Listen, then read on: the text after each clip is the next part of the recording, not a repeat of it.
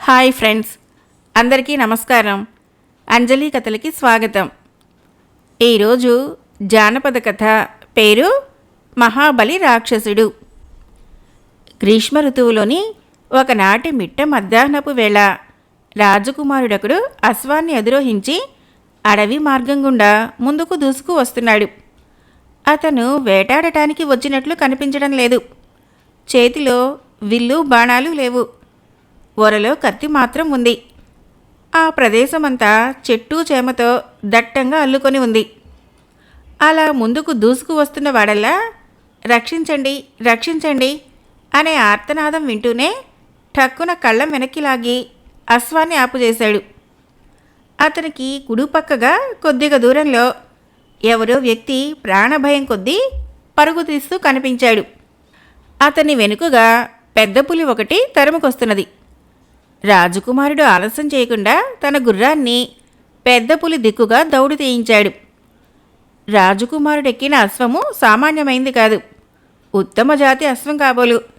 గాలి కంటే వేగంగా మెరుపు తీగలాగా ముందుకు దూసుకు వెళ్ళి పరిగెడుతున్న మనిషికి తరుముకొస్తున్న పెద్ద పులికి మధ్యగా వెళ్ళి నిలుచుంది. రాకుమారుడు వెంటనే వర నుంచి ఖడ్గం తీసి పెద్ద పులిని ఎదుర్కొనేటందుకు సిద్ధంగా నిలుచున్నాడు. కొద్దిలో నోటికందే ఆహారం దూరమైందనే విషయం గ్రహించిన పెద్ద పులి రాజకుమారుని చూస్తూనే ఠక్కున ఆగిపోయింది. పారిపోతున్న వ్యక్తి వెనుదిరిగి రాజకుమారుని చూశాడు. అతన్ని చూసిన తర్వాత ఆ వ్యక్తికి ధైర్యం వచ్చింది కాబోలు. వెనుదిరిగి వచ్చి మొలలో ఉన్న బాకు తీసి రాకుమారుడి వెనుకగా నిలుచున్నాడు. పెద్ద పులి ఇద్దరి వంక తీక్షణంగా చూస్తూ అటూ ఇటూ తచ్చాడసాగింది. అలా తిరుగుతున్నది అంటే సమయం కనిపెట్టి ఎగిరి దూకుతుందన్నమాట. ఎవరు బాబు మీరు? సమయానికి దేవుడిలా వచ్చి కాపాడారు అన్నాడు ఆ వ్యక్తి. పులిదాడిని ఎలా ఎదుర్కోవాలా అని ఆలోచిస్తున్న రాజకుమారుడు పులి మీద నుంచి దృష్టి మళ్లించకుండా, సమయానికి రావడమైతే వచ్చాను కానీ ఈ పులిని సంహరించినప్పుడు కదా మీ ప్రశంసలు అందుకోవటం జరిగేది. ఈ యుద్ధంలో క్రూర జంతువే జయిస్తే నా వివరాలు మీకు చెప్పడం జరగదేమో అన్నాడు. ఆసరికే అవకాశం చూసుకొని పెద్ద పులి అమాంతం ఎగిరి రాజకుమారుడి మీదకు దూకింది. దాంతో రాజకుమారుడి కత్తి ఎగిరి అవతల పడింది. అతడు నేల మీద వెల్లికిలా పడిపోయాడు. పెద్ద పులి అవకాశాన్ని జారవిడవకుండా రాజకుమారుడిని ఆక్రమించుకుంది. అయినా రాజకుమారుడు అధైర్యపడకుండా రెండు చేతులతోటి దాని మెడపుచ్చుకొని నేలకు పడద్రోసి పులికంఠాన్ని గట్టిగా బిగించి పట్టుకున్నాడు. రాజకుమారుడు వయసుకు చిన్నవాడే అయినా కండబలము గుండెబలం బాగా ఉన్నవాడు.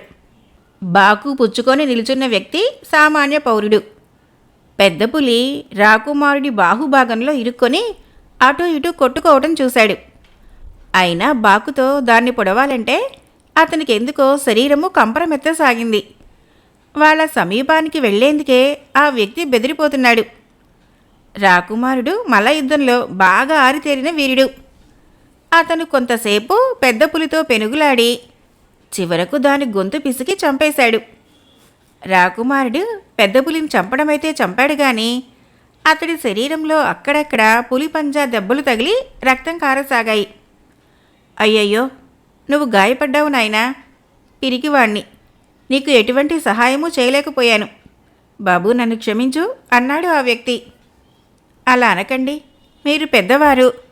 ఆపదలో ఉన్నప్పుడు కాపాడటం నా వంటి క్షత్రియ వీరుడి ధర్మం. అది సరే, ఇక్కడెక్కడైనా మంచినీటి కోనేరు ఉంటే బాగుండును అన్నాడు రాజకుమారుడు. ఆ వ్యక్తి తలెత్తి పరిసరాలను పరికించి చూసి, అదుగో ఆ గుబురు చెట్ల మధ్యగా చిన్న కోనేరు ఉన్నట్లు గుర్తు. పదబాబు, అక్కడికి వెళదాం అన్నాడు.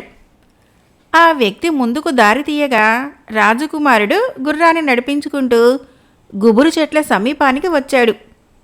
నిజంగానే అక్కడ ఒక కోనేరు ఉంది. రాజకుమారుడు కోనేటిలోకి దిగి గాయాలకున్న రక్తాన్ని శుభ్రంగా కడుక్కున్న తర్వాత అలసట తీరేలా స్నానం చేశాడు. గుర్రానికి నీరు త్రాగించి వచ్చి ఓ చెట్టు నీడన కూర్చున్నాడు. ఆ వ్యక్తి కూడా కాళ్ళు చేతులు ముఖము కడుక్కొని ఇన్ని నీళ్లు త్రాగి వచ్చి రాజకుమారుడు సరసన కూర్చున్నాడు. నువ్వెవరివో, ఎక్కడి నుంచి వస్తున్నావో, ఎక్కడికి వెళుతున్నావో ఇప్పుడు చెప్పు బాబు అంటూ ఆ వ్యక్తి రాజకుమారుని ప్రశ్నించాడు. రాజకుమారుడు కొంత సేదదీరిన తర్వాత తన వృత్తాంతం చెప్పడం ప్రారంభించాడు. కాంభోజ దేశాన్ని పరిపాలించే కామదత్తుడు ప్రజారంజకంగా పాలించే ప్రభువని ఎంతో పేరు ప్రఖ్యాతులు సంపాదించుకున్నాడు.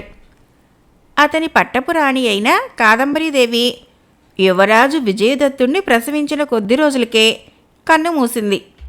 కామదత్తుడు భార్యా వియోగంలో సంవత్సరం పాటు రాజకార్యాలనే విసర్జించి విరాగిలా ఏకాంతవాసంలో ఉండిపోయాడు. విజయదత్తుని ఆలనాపాలన యావత్తు అంతఃపుర దాసీలే చూడసాగారు. మహారాజా, పోయినవారు తిరిగి వస్తారా? మీరిలా దుఃఖభారంతో కృంగిపోతే ప్రజలకు దిక్కెవరు? యువరాజు వారి ఆలనాపాలన మీరు కాక ఇంకెవరు చూస్తారు అంటూ ప్రధానమంత్రి గుణశేఖరుడు నచ్చ చెప్పబోయాడు. కామదత్తుడు మందహాసం చేసి, గుణశేఖర, నాకు ఎవరి గురించి చింతలేదు. నన్ను లాలించి ప్రేమించే పట్టపురాణి నీ దారి నువ్వు తీసుకో అంటూ తన దారిని తాను వెళ్ళిపోయింది. ప్రజాపాలన అంటారా? మీరు చూసుకుంటూనే ఉన్నారు కదా. విజయుడు సంగతి అంటారా? అంతఃపుర దాసీలు ఉండనే ఉన్నారు. వాడు పుట్టాడు, నా హృదయరాణి నన్ను వదిలి వెళ్ళిపోయింది. అటువంటి మాతృహంతకుడి ముఖం చూస్తే మహాపాపం చుట్టుకుంటుంది. వాడు నాకు పుట్టలేదనుకుంటాను అన్నాడు.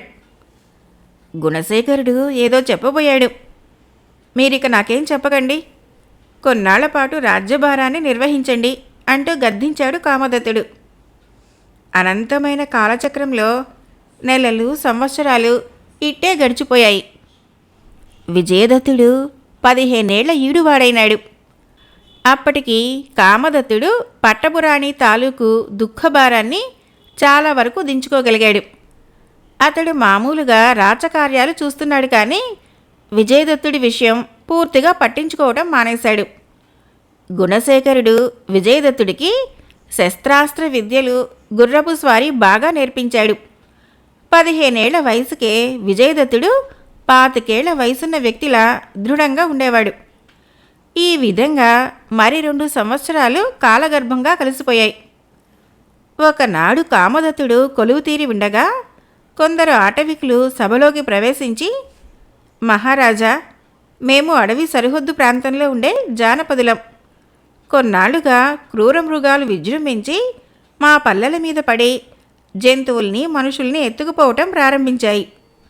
కొంతవరకు మమ్మల్ని మేము కాపాడుకునేటందుకే ప్రయత్నించాము. అయినా లాభం లేకపోయింది. ప్రభు, అవి మందలు మందలుగా వస్తున్నాయి. అడవిలోని ఆ క్రూర మృగాలకి ఆహారం సరిగ్గా దొరక్క ఇలా పల్లెల మీదకి ఎగబడి వస్తున్నాయని మా అనుమానం. తమరు తగిన సిబ్బందితో వచ్చి క్రూర మృగాల్ని వేటాడి మాకు ప్రాణరక్షణ చేయవలసిందిగా కోరుతున్నాము అంటూ చేతులు జోడించారు. ప్రజాక్షేమము ప్రభువుల ప్రథమ కర్తవ్యం గనుక కామదత్తుడు తగిన సరంజామాతో కావలసిన సిబ్బందిని వెంటబెట్టుకొని అడవిలోని క్రూర మృగాలను వేటాడేటందుకు వెళ్ళాడు. అక్కడ అడవిలో మిట్ట మధ్యాహ్నం వరకు కనిపించిన క్రూర జంతువునల్లా వేటాడి కామదత్తుడు బాగా అలసిపోయాడు.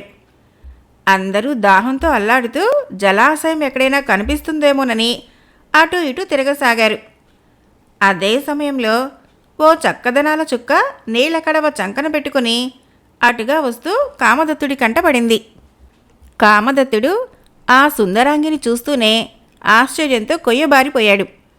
ఆమె సౌందర్యము అతన్ని కామ వికారానికి లోను చేసింది.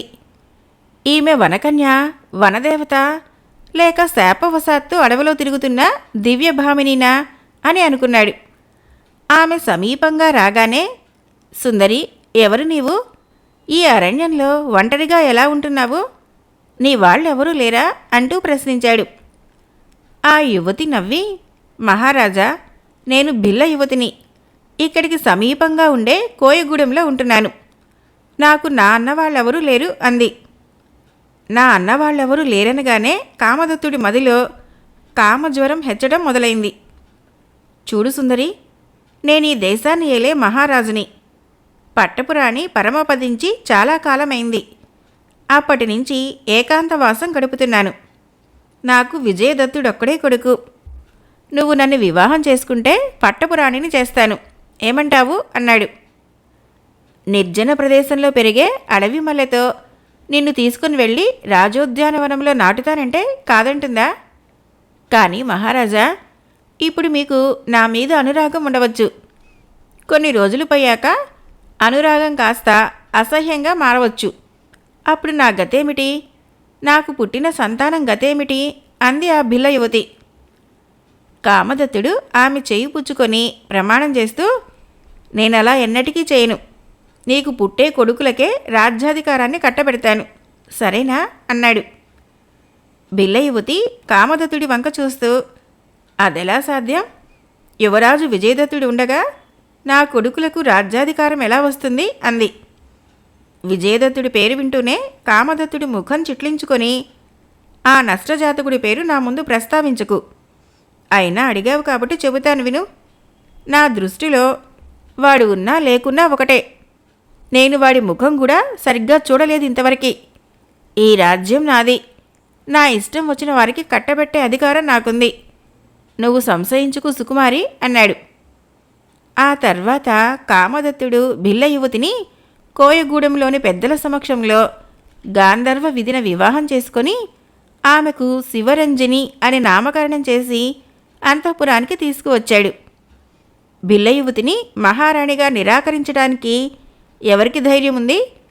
అంతఃపుర కాంతలు శివరంజనిని మంగళహారతులతో లోనికి ఆహ్వానించారు.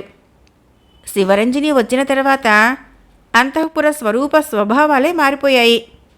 బిల్ల యువతి తన మాటల చాతుర్యంతో అంతఃపురం మొత్తాన్ని తన గుప్పెట్లో ఇరికించుకుంది. విజయదత్తుడి ఆలనాపాలన ఆలకించే దిక్కే లేకుండా పోయింది. అంతఃపుర పరిస్థితులను గమనిస్తున్న గుణశేఖరుడు లోన బాధపడటం తప్ప ఏమీ చేయలేని నిస్సహాయ స్థితిలోనే ఉండిపోయాడు. అమాత్యవర్మ, నేను ఈ దేశానికి యువరాజునై ఉండి కూడా ఏమిటి నాకీ నిరాదరణ? ఇంతవరకు నాన్నగారు ఏమీ పట్టించుకోకపోయినా నేను అంతగా బాధపడలేదు. కానీ సవతితల్లు గారు వచ్చిన తర్వాత అంతఃపుర కాంతలకు కూడా నేను చులకనైపోయాను. ఈ అవమానం భరించే కన్నా ఎక్కడికైనా పోయి స్వశక్తి మీద బ్రతకడమే మంచిదనిపిస్తున్నది. విజయదత్తుడు ఒకసారి గుణశేఖరుడితో అన్నాడు. గుణశేఖరుడు యువరాజుకి ధైర్యం చెబుతూ, తొందరపడకు నాయనా, అంతగా పరిస్థితులు విషమించినప్పుడే చూసుకుందాం. నేనుండగా నీకేం భయం లేదు అంటూ ఓదార్చాడు. ఆ విధంగా మరొక సంవత్సరం గడిచిపోయింది. బిల్ల యువతి గర్భం ధరించి నెలలు నిండినాక ఓ కొడుకుని కన్నది. ఆ పిల్లవాడికి హేమదత్తుడు అని నామకరణం చేశారు. కామదత్తుడు ఉత్సవాలు వేడుకలు జరుపుకోవలసిందంటూ దేశమంతా చాటింపు వేయించాడు. అంతేకాదు, కాంభోజ దేశానికి కాబోయే మహారాజు జన్మించాడంటూ ప్రకటించాడు. స్వర్గీయ పట్టపురానికి పుట్టిన యువరాజు విజయదత్తుడు ఉండగా నిన్నగాక మొన్న వచ్చిన బిల్ల యువతికి పుట్టిన కుర్రవాడు భావి మహారాజు ఎలా అవుతాడు అని ప్రజలు గుసగుసలు పోయారు. ప్రజల అభిప్రాయం ఏమిటో శివరంజనికి స్పష్టంగా తెలిసింది. యువరాజు మీద ప్రజలకు సదభిప్రాయం ఉన్నదని, విజయదత్తుడు బ్రతికున్నంతవరకు తన కొడుకి రాజ్యం దక్కటం కూడా అసంభవమని ఆ బిల్ల యువతి తెలుసుకుంది. కాంభోజ దేశానికి కాలముకుడు సైన్యాధిపతి. అతడి శరీరమే కాదు, మనసు కూడా నలుపే. శివరంజని అతన్ని ఏకాంత మందిరానికి పిలిపించి ఏవో మంతనాలు జరిపించింది. మీరు నిశ్చింతగా ఉండండి మహారాణి, ఆ వ్యవహారమంతా నాకు వదిలేయండి అన్నాడు కాలముకుడు. ఆనాటి రాత్రి విజయదత్తుడు తన మందిరంలో నిద్రపోతూ ఉండగా బలమైన వ్యక్తులు 10 మంది వచ్చి అతన్ని బంధించి తీసుకువెళ్లారు. విజయదత్తుడు తన తమ్ముడైన హేమదత్తుణ్ణి చంపేటందుకు రాత్రి కత్తి పుచ్చుకొని వచ్చాడట. అంతఃపుర రక్షక భటులు అప్రమత్తంగా ఉండబట్టి విజయదత్తుడు దొరికిపోయాడు. కానీ లేకపోతే యువరాజు హేమదత్తుడితో పాటు మహారాణి శివరంజనీదేవి కూడా ప్రాణాలు పోగొట్టుకుని ఉండేది అనే వార్తతో అంతఃపురం యావత్తూ గుప్పుమంది. గుణశేఖరుడు ఆ వార్త నమ్మలేదు. కామదత్తుడు హుటాహుటిన శివరంజని మందిరానికి వచ్చాడు. అక్కడ శివరంజని పెద్ద పెట్టున రాగాలు తీస్తూ కూర్చుంది. కామదత్తుడు మందిరంలోకి అడుగుపెట్టగానే సైన్యాధిపతి తాను ఆలోచించుకొని అట్టే పెట్టుకున్న అభూత కల్పనను చిలువలు పలువులల్లి మహారాజుకి ఏకరువు పెట్టాడు. కామదత్తుడు తోక తొక్కిన భుజంగంలా లేచి, యువరాజు హేమదత్తుడు పుట్టిన తర్వాత విజయదత్తుడు ఇటువంటి ఘాతకం ఎప్పుడో ఒకప్పుడు చేస్తాడని నేను అనుమానిస్తూనే ఉన్నాను. రాజభక్తి పరాయణుడైన కాలముకుడి చాకచక్యం వల్ల ఈ గండం గడిచింది అన్నాడు. నాకు అటువంటి అనుమానం ఉండటం వలనే కొంతమంది సైనికుల్ని రాత్రిపూట మహారాణి వారి మందిరం చెంతన కాపలా ఉంచుతున్నాను. ఈనాటికి విజయదత్తుడి అసలు రహస్యం బయటపడింది అన్నాడు కాలముకుడు. ఇటువంటి విషనాగు ముఖం చూడకూడదు. ఈడ్చుకు వెళ్ళి చెరసాల్లో పడేయండి. తూర్పు తెల్లవారకు ముందే అరణ్యానికి తీసుకువెళ్ళి తల ఖండించి పారేయండి అన్నాడు కామదత్తుడు. అదే సమయంలో అక్కడికి వచ్చిన గుణశేఖరుడు, మహారాజా, కోపావేశంలో ఏమి ఆజ్ఞాపిస్తున్నారో మర్చిపోయారు. బాగా ఆలోచించండి. విజయదత్తుడు అటువంటి వాడు కాడు అన్నాడు. అయినా కామదత్తుడు వినలేదు. రాజభటులు విజయదత్తుడిని ఈడ్చుకు వెళ్ళి చెరసాలలో పడేశారు. తెల్లవారకు ముందే కొంతమంది సైనికులు విజయదత్తుడి పెడరెక్కలు విరిచికట్టి అరణ్యానికి తీసుకువచ్చారు. అక్కడ వాళ్ళు విజయదత్తుడి శిరస్సు ఖండించే సమయానికి ఎక్కడి నుంచో కొన్ని బాణాలు వచ్చి సైనికుల ప్రాణాల్ని తీశాయి. మిగిలిన వారు ఆశ్చర్యపోయి చూస్తూ ఉండగా ముసుగు ధరించిన వ్యక్తులు కొందరు చెట్ల మీద నుంచి క్రిందకు దూకి చావగా మిగిలిన సైనికులను తిన్నగా యమపురికి పంపించి వేశారు. ముసుగు మనుషులు విజయదత్తుణ్ణి బంధ విముక్తుణ్ణి చేశారు. ఎవరు మీరు?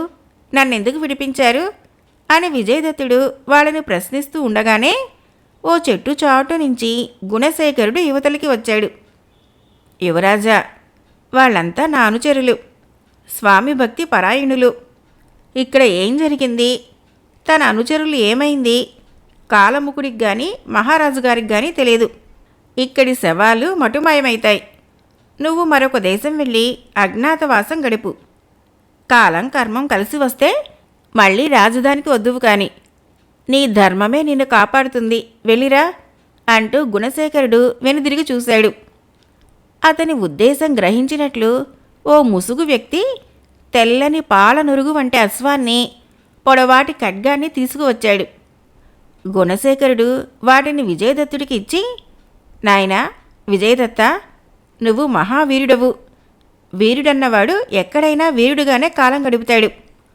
భగవంతుని అనుగ్రహం ఉంటే నువ్వు త్వరలోనే కాంబోజ దేశానికి మహారాజువి కాగలవు అంటూ ఆశీర్వదించాడు. విజయదత్తుడు అమాత్య శేఖరుడికి నమస్కరించి గుర్రాన్ని అధిరోహించాడు. ఆ తర్వాత ఉత్తర దిశగా గుర్రాన్ని దౌడు దేయించాడు.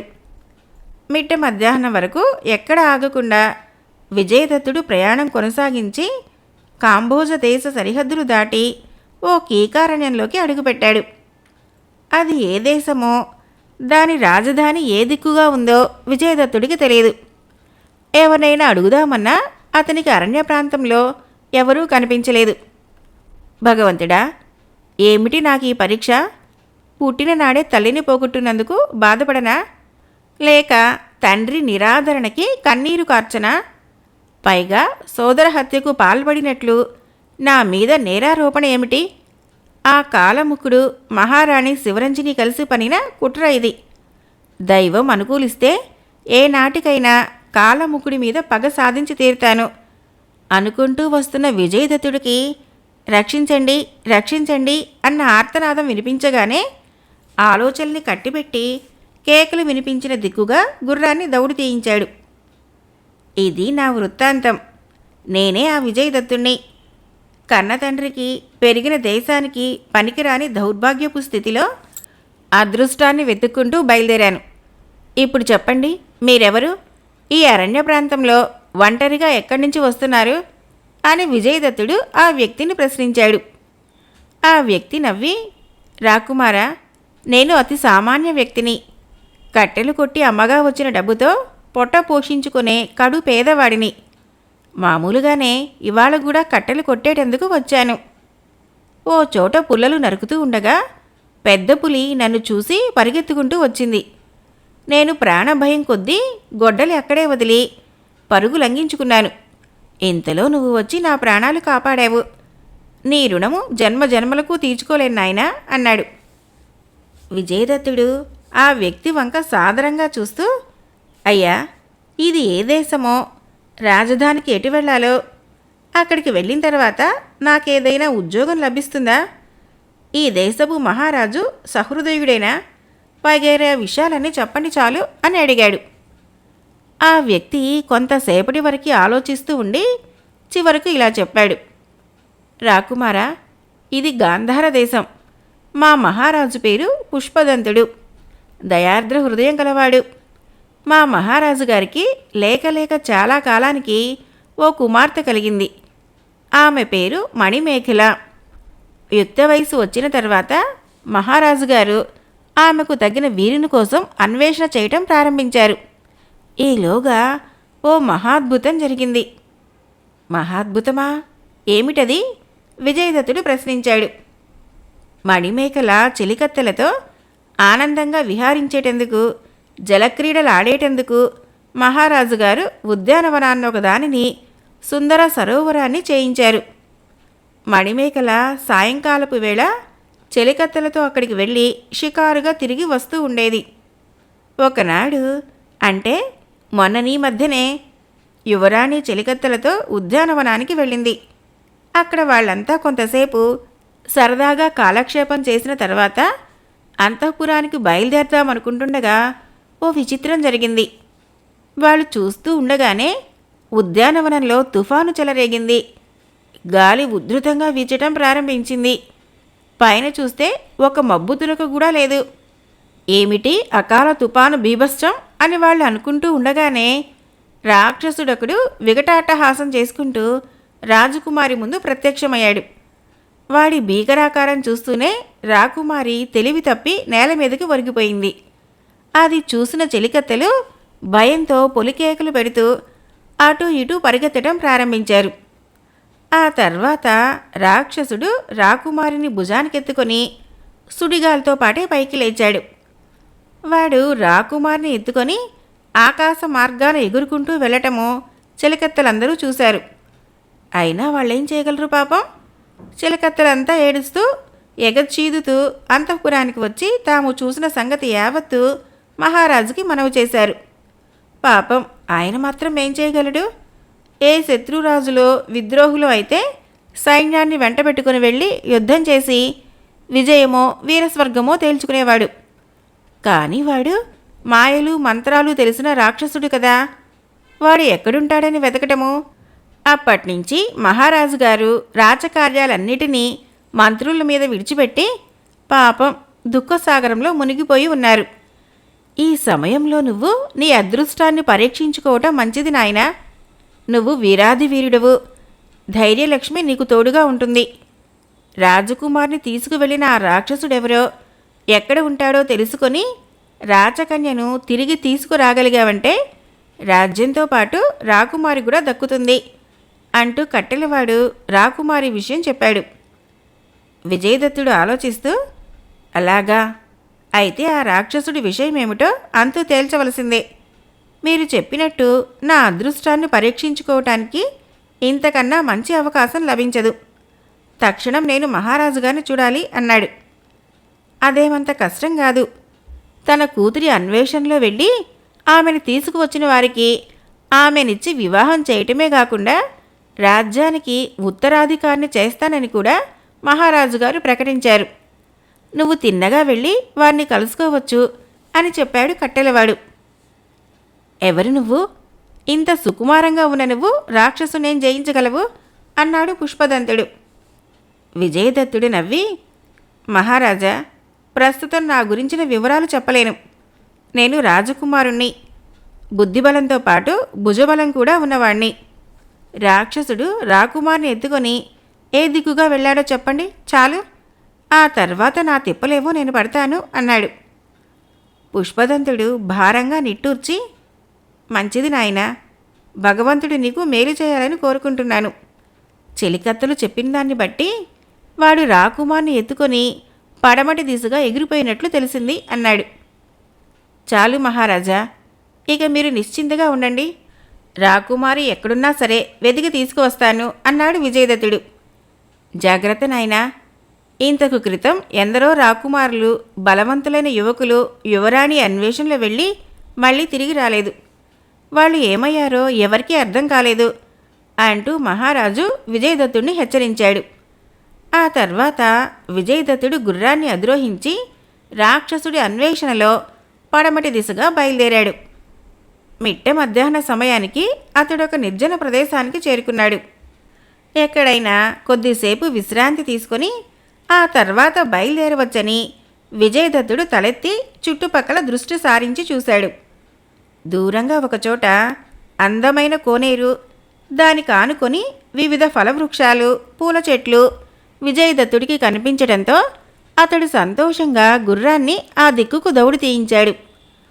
ఆకలి సంగతి తర్వాత చూసుకోవచ్చును, ముందుగా కోనేటిలో తనివి తీరా స్నానం చేస్తేనే గాని శరీర తాపం చల్లారదు అనుకున్న విజయదత్తుడు గుర్రాన్ని ఒక చెట్టుకు కట్టేసి అమాంతం కొలనులోకి దూకాడు.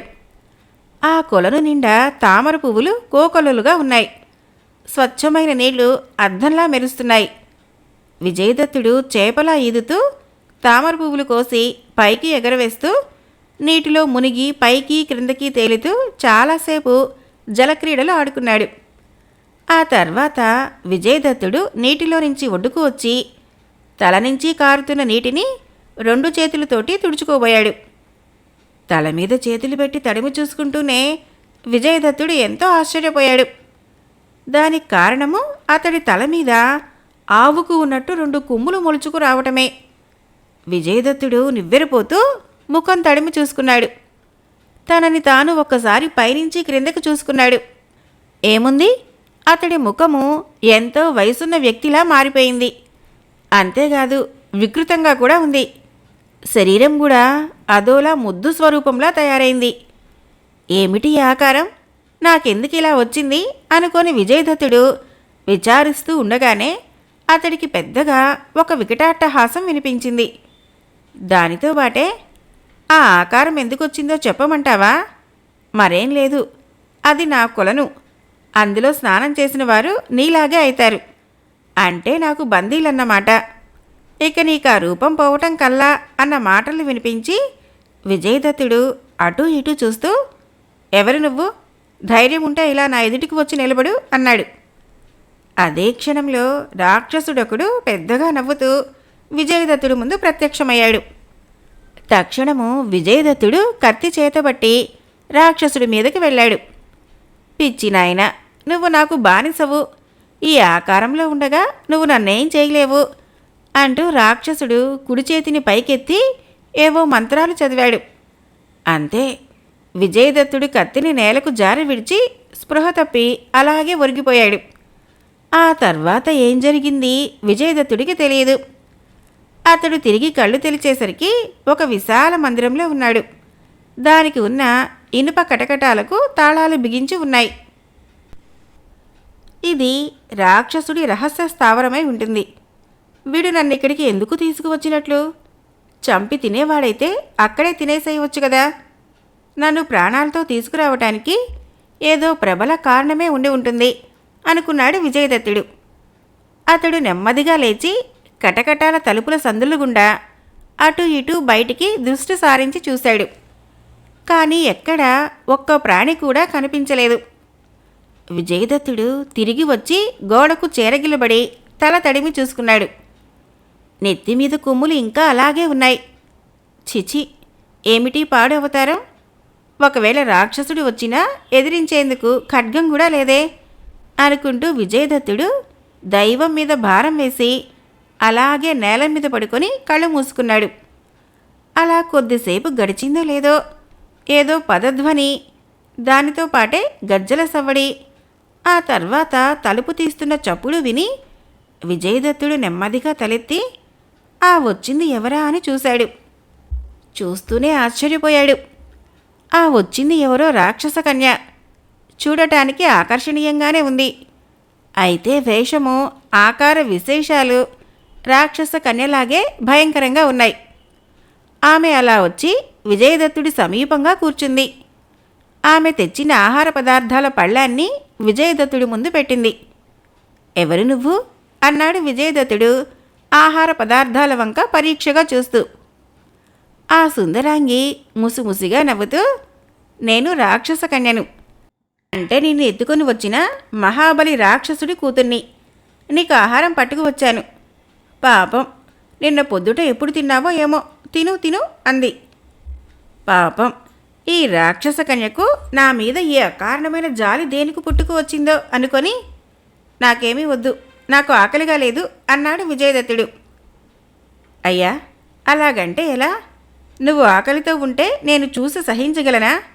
కొద్దిగా తిను రాజకుమారా అంది రాక్షస కన్య. అది వింటూనే విజయదత్తుడు ఆశ్చర్యపోయి, నా ఆకారం చూసావా, ఎంత వికారంగా ఉందో? అటువంటి నన్ను రాకుమారా అని నన్ను సంబోధిస్తున్నావా? నీకు మతిగాని పోలేదు కదా అన్నాడు. నాకేం మతిపోలేదు. నువ్వు ఎటువంటి ఆకారంలో ఉన్నా నువ్వెవరివో నేను గుర్తించగలను. ఎలా గుర్తించగలవో కాస్త వివరంగా చెప్పు, వింటాను అన్నాడు. చెప్పనా మరి? మా నాన్న కొన్నాళ్ల క్రితం కాళికాదేవిని గురించి తపస్సు చేశాడు. కాళీమాత ప్రత్యక్షమై, నా గురించి దేనికి తపస్సు చేస్తున్నావు అని అడిగింది. అమ్మా, నాకు అష్టసిద్ధులు, అణిమాది మహామంత్రశక్తులు కావాలి అని మా నాన్న అడిగాడు. అందుకు కాళీమాత, మహాబలి, నీకు ఆ శక్తులు ప్రసాదించాలంటే ఈ తపశ్శక్తి చాలదు, ఇంకా చాలా కాలం తపస్సు చేయాలి అంది.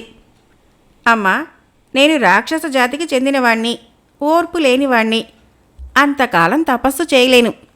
ఆ శక్తులు సంపాదించే మరొక మార్గం ఏదైనా ఉంటే చెప్పు తల్లి అని అడిగాడు. చూడు మహాబలి, వివాహం కాని ఓ రాజకన్యను, ఓ రాజకుమారుణ్ణి ఓ పౌర్ణమి నాటి రాత్రి నా విగ్రహం ముందు బలిస్తే నీ కోరికలు సిద్ధిస్తాయి అని చెప్పి కాళీమాత అంతర్ధానమైంది. ఆ రోజు నుంచి మా నాన్న దేశాలన్నీ గాలించి ఓ అందమైన రాకుమార్ని తీసుకువచ్చాడు. నిన్న నిన్ను తీసుకువచ్చాడు. నువ్వు రాజకుమారుడు కాకపోతే మా నాన్న నిన్నెందుకు తీసుకువస్తాడు చెప్పు అంది రాక్షస కన్య. విజయదత్తుడు ఆశ్చర్యపోతూ, మీ నాన్న రాజకన్యను తీసుకువచ్చాడా? ఆమె ఎవరో, ఏ దేశపు రాజకన్యో, పేరేమిటో నీకు తెలుసా అని అడిగాడు. రాక్షస కన్య మూతి ముడుచుకొని, నాకు తెలీదు, అటువంటి విషయాలు మా నాన్న అడిగినా చెప్పడు. అదే కాదు, ఏ విషయం అడిగినా నీకెందుకు తల్లి, అటువంటి పెద్ద విషయాలు, నువ్వింకా చాలా చిన్నపిల్లవి, ఇంకా పెద్దదానివయ్యాక అన్ని విషయాలు చెబుతాను కదా అంటాడు. నువ్వు చెప్పు, నేను చిన్నపిల్లలాగా కనిపిస్తున్నానా? చిన్నపిల్లనైతే నిన్నెందుకు ప్రేమిస్తాను అంది. ఆ మాటతో విజయదత్తుడి మస్తిష్కము జాగృతమైంది. ఈ పిచ్చి మొద్దు నన్ను ప్రేమిస్తున్నదట. దీనితో ప్రేమ నాటకాలాడి ఇక్కడి నుంచి తప్పించుకుపోవాలి. అంతేకాదు, రాక్షసుడు బంధించి తెచ్చిన ఆ రాజకన్య ఎవరో తెలుసుకోవాలి. నేను ఏ రాజకుమారి అన్వేషణలో బయలుదేరానో ఆ మణిమేకల ఇక్కడే ఉంటే వెదకపోయిన తీగ తగిలినట్టే అనుకున్నాడు. చూడు సుందరి, ఆ రాకుమారి ఎక్కడుందో చూపించగలవా అన్నాడు విజయదత్తుడు. ఎలా చూపించగలను? తీసుకొచ్చిన రోజు మాత్రం ఇక్కడ బంధించి ఉంచాడు. ఆ తర్వాత ఆమెను ఇంకో చోటికి తీసుకువెళ్ళాడు. ఎక్కడికి తీసుకువెళ్ళాడో నాకు తెలీదు అంది రాక్షస కన్య. అయితే నన్ను ఇప్పుడేం చేయమంటావో చెప్పు. పౌర్ణమి రానే వస్తున్నది. ఆ రోజు మీ నాన్న నన్ను దేవికి బలివ్వటం ఖాయం. నిన్ను బలి ఇవ్వనీయను. మా నాన్న ఇంట్లో లేడు. ఇదే సమయం. మనం ఎక్కడికైనా పారిపోయి అక్కడ పెళ్లి చేసుకుందాం. పిచ్చి పిల్ల, మీ నాన్న దివ్యశక్తులు కలవాడు. మనం ఎంత దూరానికి పారిపోయినా అతడు మనల్ని పట్టుకుంటాడు. నాకు ఎలాగూ చావు ఖాయమేననుకో.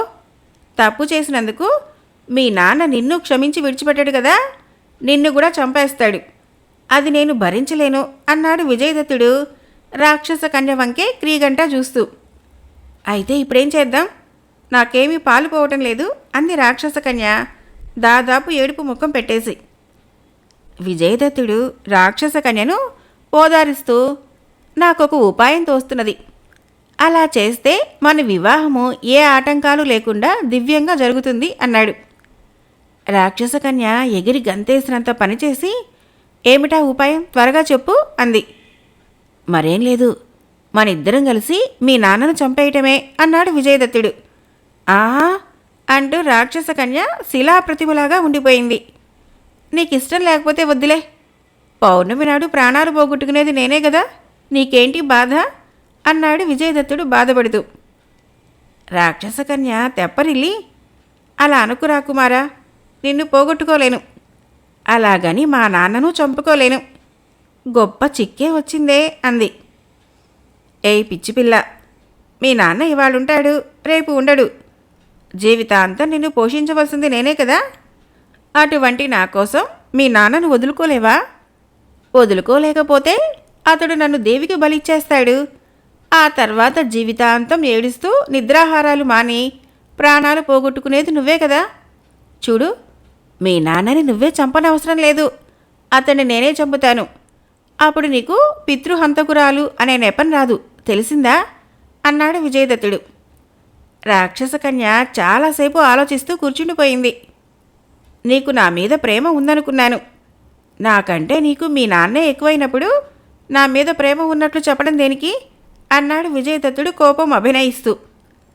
రాక్షస కన్య అతడి నోరు మూసి, అంత మాట అనకు ప్రభు, తండ్రి అన్న మమకారం కొద్దీ అలా మాట్లాడాన్ని తప్ప నీ మీద లేక కాదు. సరే, మా నాన్నను చంపేద్దాం, నన్ను ఇప్పుడేం చేయమంటావో చెప్పు, నువ్వు అగ్నిలో దూకమన్నా దూకేస్తాను అంది. నువ్వు అగ్నిలో దూకితే నేను ఒంటివాణ్ణి అయిపోను, అదేం వద్దులే, కానీ మీ నాన్న ప్రాణాలు ఎందులో ఉన్నాయో ఆ రహస్యం మాత్రం తెలుసుకో చాలు. రాక్షసులు తమ ప్రాణాల్ని ఎవరికీ తెలియని రహస్య స్థావరంలో ఉంచుతారని నాకు తెలుసు, అది కనుక్కో ముందు. అన్నట్టు పౌర్ణమి ఎప్పుడు అని విజయదత్తుడు అడిగాడు. రాక్షస కన్య ఏదో గుణించుకుంటూ వేళ్ళు లెక్క పెట్టుకొని, ఇంకా వారం రోజులున్నది అన్నది. మనకా వ్యవధి చాలదు, నువ్వు ఆ రహస్యాన్ని త్వరగా తెలుసుకోవాలి. తప్పకుండా తెలుసుకుంటాను, కానీ మా నాన్న చనిపోయిన తర్వాత నువ్వు నన్ను వదిలేసి వెళ్ళిపోవు కదా, అప్పుడు మా నాన్న లేక నువ్వు లేక నేను దిక్కులేందాన్ని అయిపోతాను అంటూ రాక్షస కన్య కంట తడి పెట్టుకున్నది. రాక్షస కన్య మాటలకు విజయదత్తుడు ఎంతో బాధపడ్డాడు. అయినా ఆమెను మోసం చేయక తప్పదు. నన్ను నేను రక్షించుకోవాలి, మణిమేకలను రక్షించాలి అనుకుంటూ పైకి, సుందరి నువ్వేం దిగులు పడకు, నీకొక ఆధారం చూపిస్తాను అన్నాడు. ఆధారం ఎవడికి కావాలి? నువ్వు నన్ను అగ్నిసాక్షిగా వివాహం చేసుకోవడం కావాలి. అలా మాటిస్తేనే నేను ఆ రహస్యం తెలుసుకుంటాను అంది రాక్షస కన్య. విజయదత్తుడు ఆలోచించి, సరే, నిన్ను వివాహం చేసుకుంటానని వాగ్దానం చేస్తున్నాను అన్నాడు. అది విన్న తర్వాత రాక్షస కన్య చెంగున లేచి లేడీలా గెంతుతూ మందిరం వదిలి బయటికి వెళ్ళిపోయింది. విజయదత్తుడు ఏవేవో ఆలోచించుకుంటూ రాక్షస కన్య తెచ్చిన భోజనాన్ని తినటం ప్రారంభించాడు. ఎక్కడికో వెళ్ళిన మహాబలి రాక్షసుడు తిరిగి వచ్చాడు. అతడి కోసము రాక్షస కన్య ఎంతో రుచికరమైన మాంసపు వంటకాలు తయారు చేసి సిద్ధంగా ఉంచింది. మహాబలి వస్తూనే ఆవురావురంటూ వాటన్నిటినీ తినేసిన తర్వాత రాక్షస కన్య ఓ పెద్ద గిన్నెలో ద్రాక్షాసారాయి పోసి వాడి చేతికి ఇచ్చింది. మహాబలి దాన్ని గుటగుట ఒక గుక్కలో తాగేసి బ్రేవుమని తెంచేశాడు. రాక్షస కన్య గిన్నె నిండా మళ్ళీ మధువు నింపింది. రాక్షసుడు ఈసారి కూడా దాన్ని పూర్తిగా తాగేసి అటూ ఇటూ ఊగటం ప్రారంభించాడు. మత్తు తలకెక్కిందని నిర్ధారణ చేసుకున్న తర్వాత రాక్షస కన్య నెమ్మదిగా తండ్రి పక్కన కూర్చుంది. ఏమిటి తల్లి, ఇవాళ ఇంత అద్భుతంగా వంట చేశావు, ఏదైనా విశేషముందా అని రాక్షసుడు కూతుర్ని అడిగాడు. ఏం లేదు నాన్న, నేను తప్ప నిన్ను ఆలనా పాలనా చూసేవాళ్ళెవరున్నారు చెప్పు, అలసిపోయి వస్తావు కదా అని ఇవన్నీ తయారు చేసి ఉంచాను అంది రాక్షస కన్య. అది సరే, ఆ గదిలో బంధించబడిన వ్యక్తికి భోజనం పెట్టావా? పెట్టాను. అతను మణిమేఖల అనే రాజకన్యను వెతుక్కుంటూ వచ్చాడట. అప్పుడెప్పుడో నువ్వు తెచ్చిన రాకుమారే మణిమేఖల కాదు కదా? కాకపోవటమేమిటి, ఆవిడే మణిమేఖల. రాక్షస కన్య ఒక విషయాన్ని రాబట్టగలిగినందుకు సంతోషిస్తూ, మణిమేఖల ఇప్పుడెక్కడుంది నాన్న అంటూ ప్రశ్నించింది. ఇక్కడే ఉన్న స్థావరంలో భూగృహం ఒకటినది, అందులో ఉంది మణిమేఖల. పాపం, ఆమెకు ఆహారం ఎవరు పెడతారు నాన్న? రాతి బొమ్మకు ఆహారం దేనికమ్మా? నేనామెను శిలాప్రతిమలాగా మార్చేశాను. అలాగా? మరి ఆమెకు పౌర్ణమిలోగా అసలు రూపు రాదా? ఆమె తిరిగి మనిషిగా మారాలంటే ఏ మంత్రం ప్రయోగిస్తావు? నాన్న, ఆ మంత్రం నాకు ఉపదేశించవు? ఏమీ తోచినప్పుడు మణిమేకలను మనిషి చేసి ఆమెతో సరదాగా కబుర్లు చెప్పుకుంటాను. అది వింటూనే మహాబలి రాక్షసుడు విచారంగా ముఖం పెట్టి, ఆ మాత్రం శక్తి ఉంటే ఇకనేం తల్లి, నాకా శక్తి లేదు. మనుషుల్ని రాళ్లగా మార్చగలనే గాని తిరిగి మనుషులుగా మార్చే మంత్రం నాకు తెలియదు అన్నాడు. అయితే మణిమేకలను పౌర్ణమి నాడు మనిషిగా ఎలా మారుస్తావు? రాక్షసుడు భారంగా నిట్టూర్చి, కంకాళ ద్వీపంలో అంకాళమ్మ అని ఓ మాంత్రికురాలు ఉంది. అది నాకు చిన్ననాటి స్నేహితురాలు. దానికి ఎన్నో మహిమలు మంత్రాలు తెలుసు. అవసరమైనప్పుడు దాన్ని ఇక్కడికి తీసుకువస్తాను. రాతి బొమ్మల్ని మనుషులుగా మార్చి తిరిగి వెళ్ళిపోతుంది. అంతే తప్ప ఆ మంత్రాన్ని బోధించమని ఎన్నిసార్లు అడిగినా అది ససేమిరా చెప్పనంది అన్నాడు. ఆ తర్వాత రాక్షస కన్య వెక్కి వెక్కి ఏడవటం ప్రారంభించింది. అయ్యో, అదేమిటి తల్లి, ఏడుస్తున్నావెందుకే అని రాక్షసుడు కూతుర్ని అడిగాడు. రాక్షస కన్య కన్నీళ్లు తుడుచుకుంటూ, మరేం లేదు నాన్న, ఇవాళ ఉదయము ఎవరో దివ్య పురుషులు ఆకాశ మార్గాన వెళుతూ రేపో మాపో దేవతలకు రాక్షసులకు యుద్ధం తప్పదు అన్నారు. అప్పటినుంచి నాకు గుండెల్లో గుబులుగా ఉంది.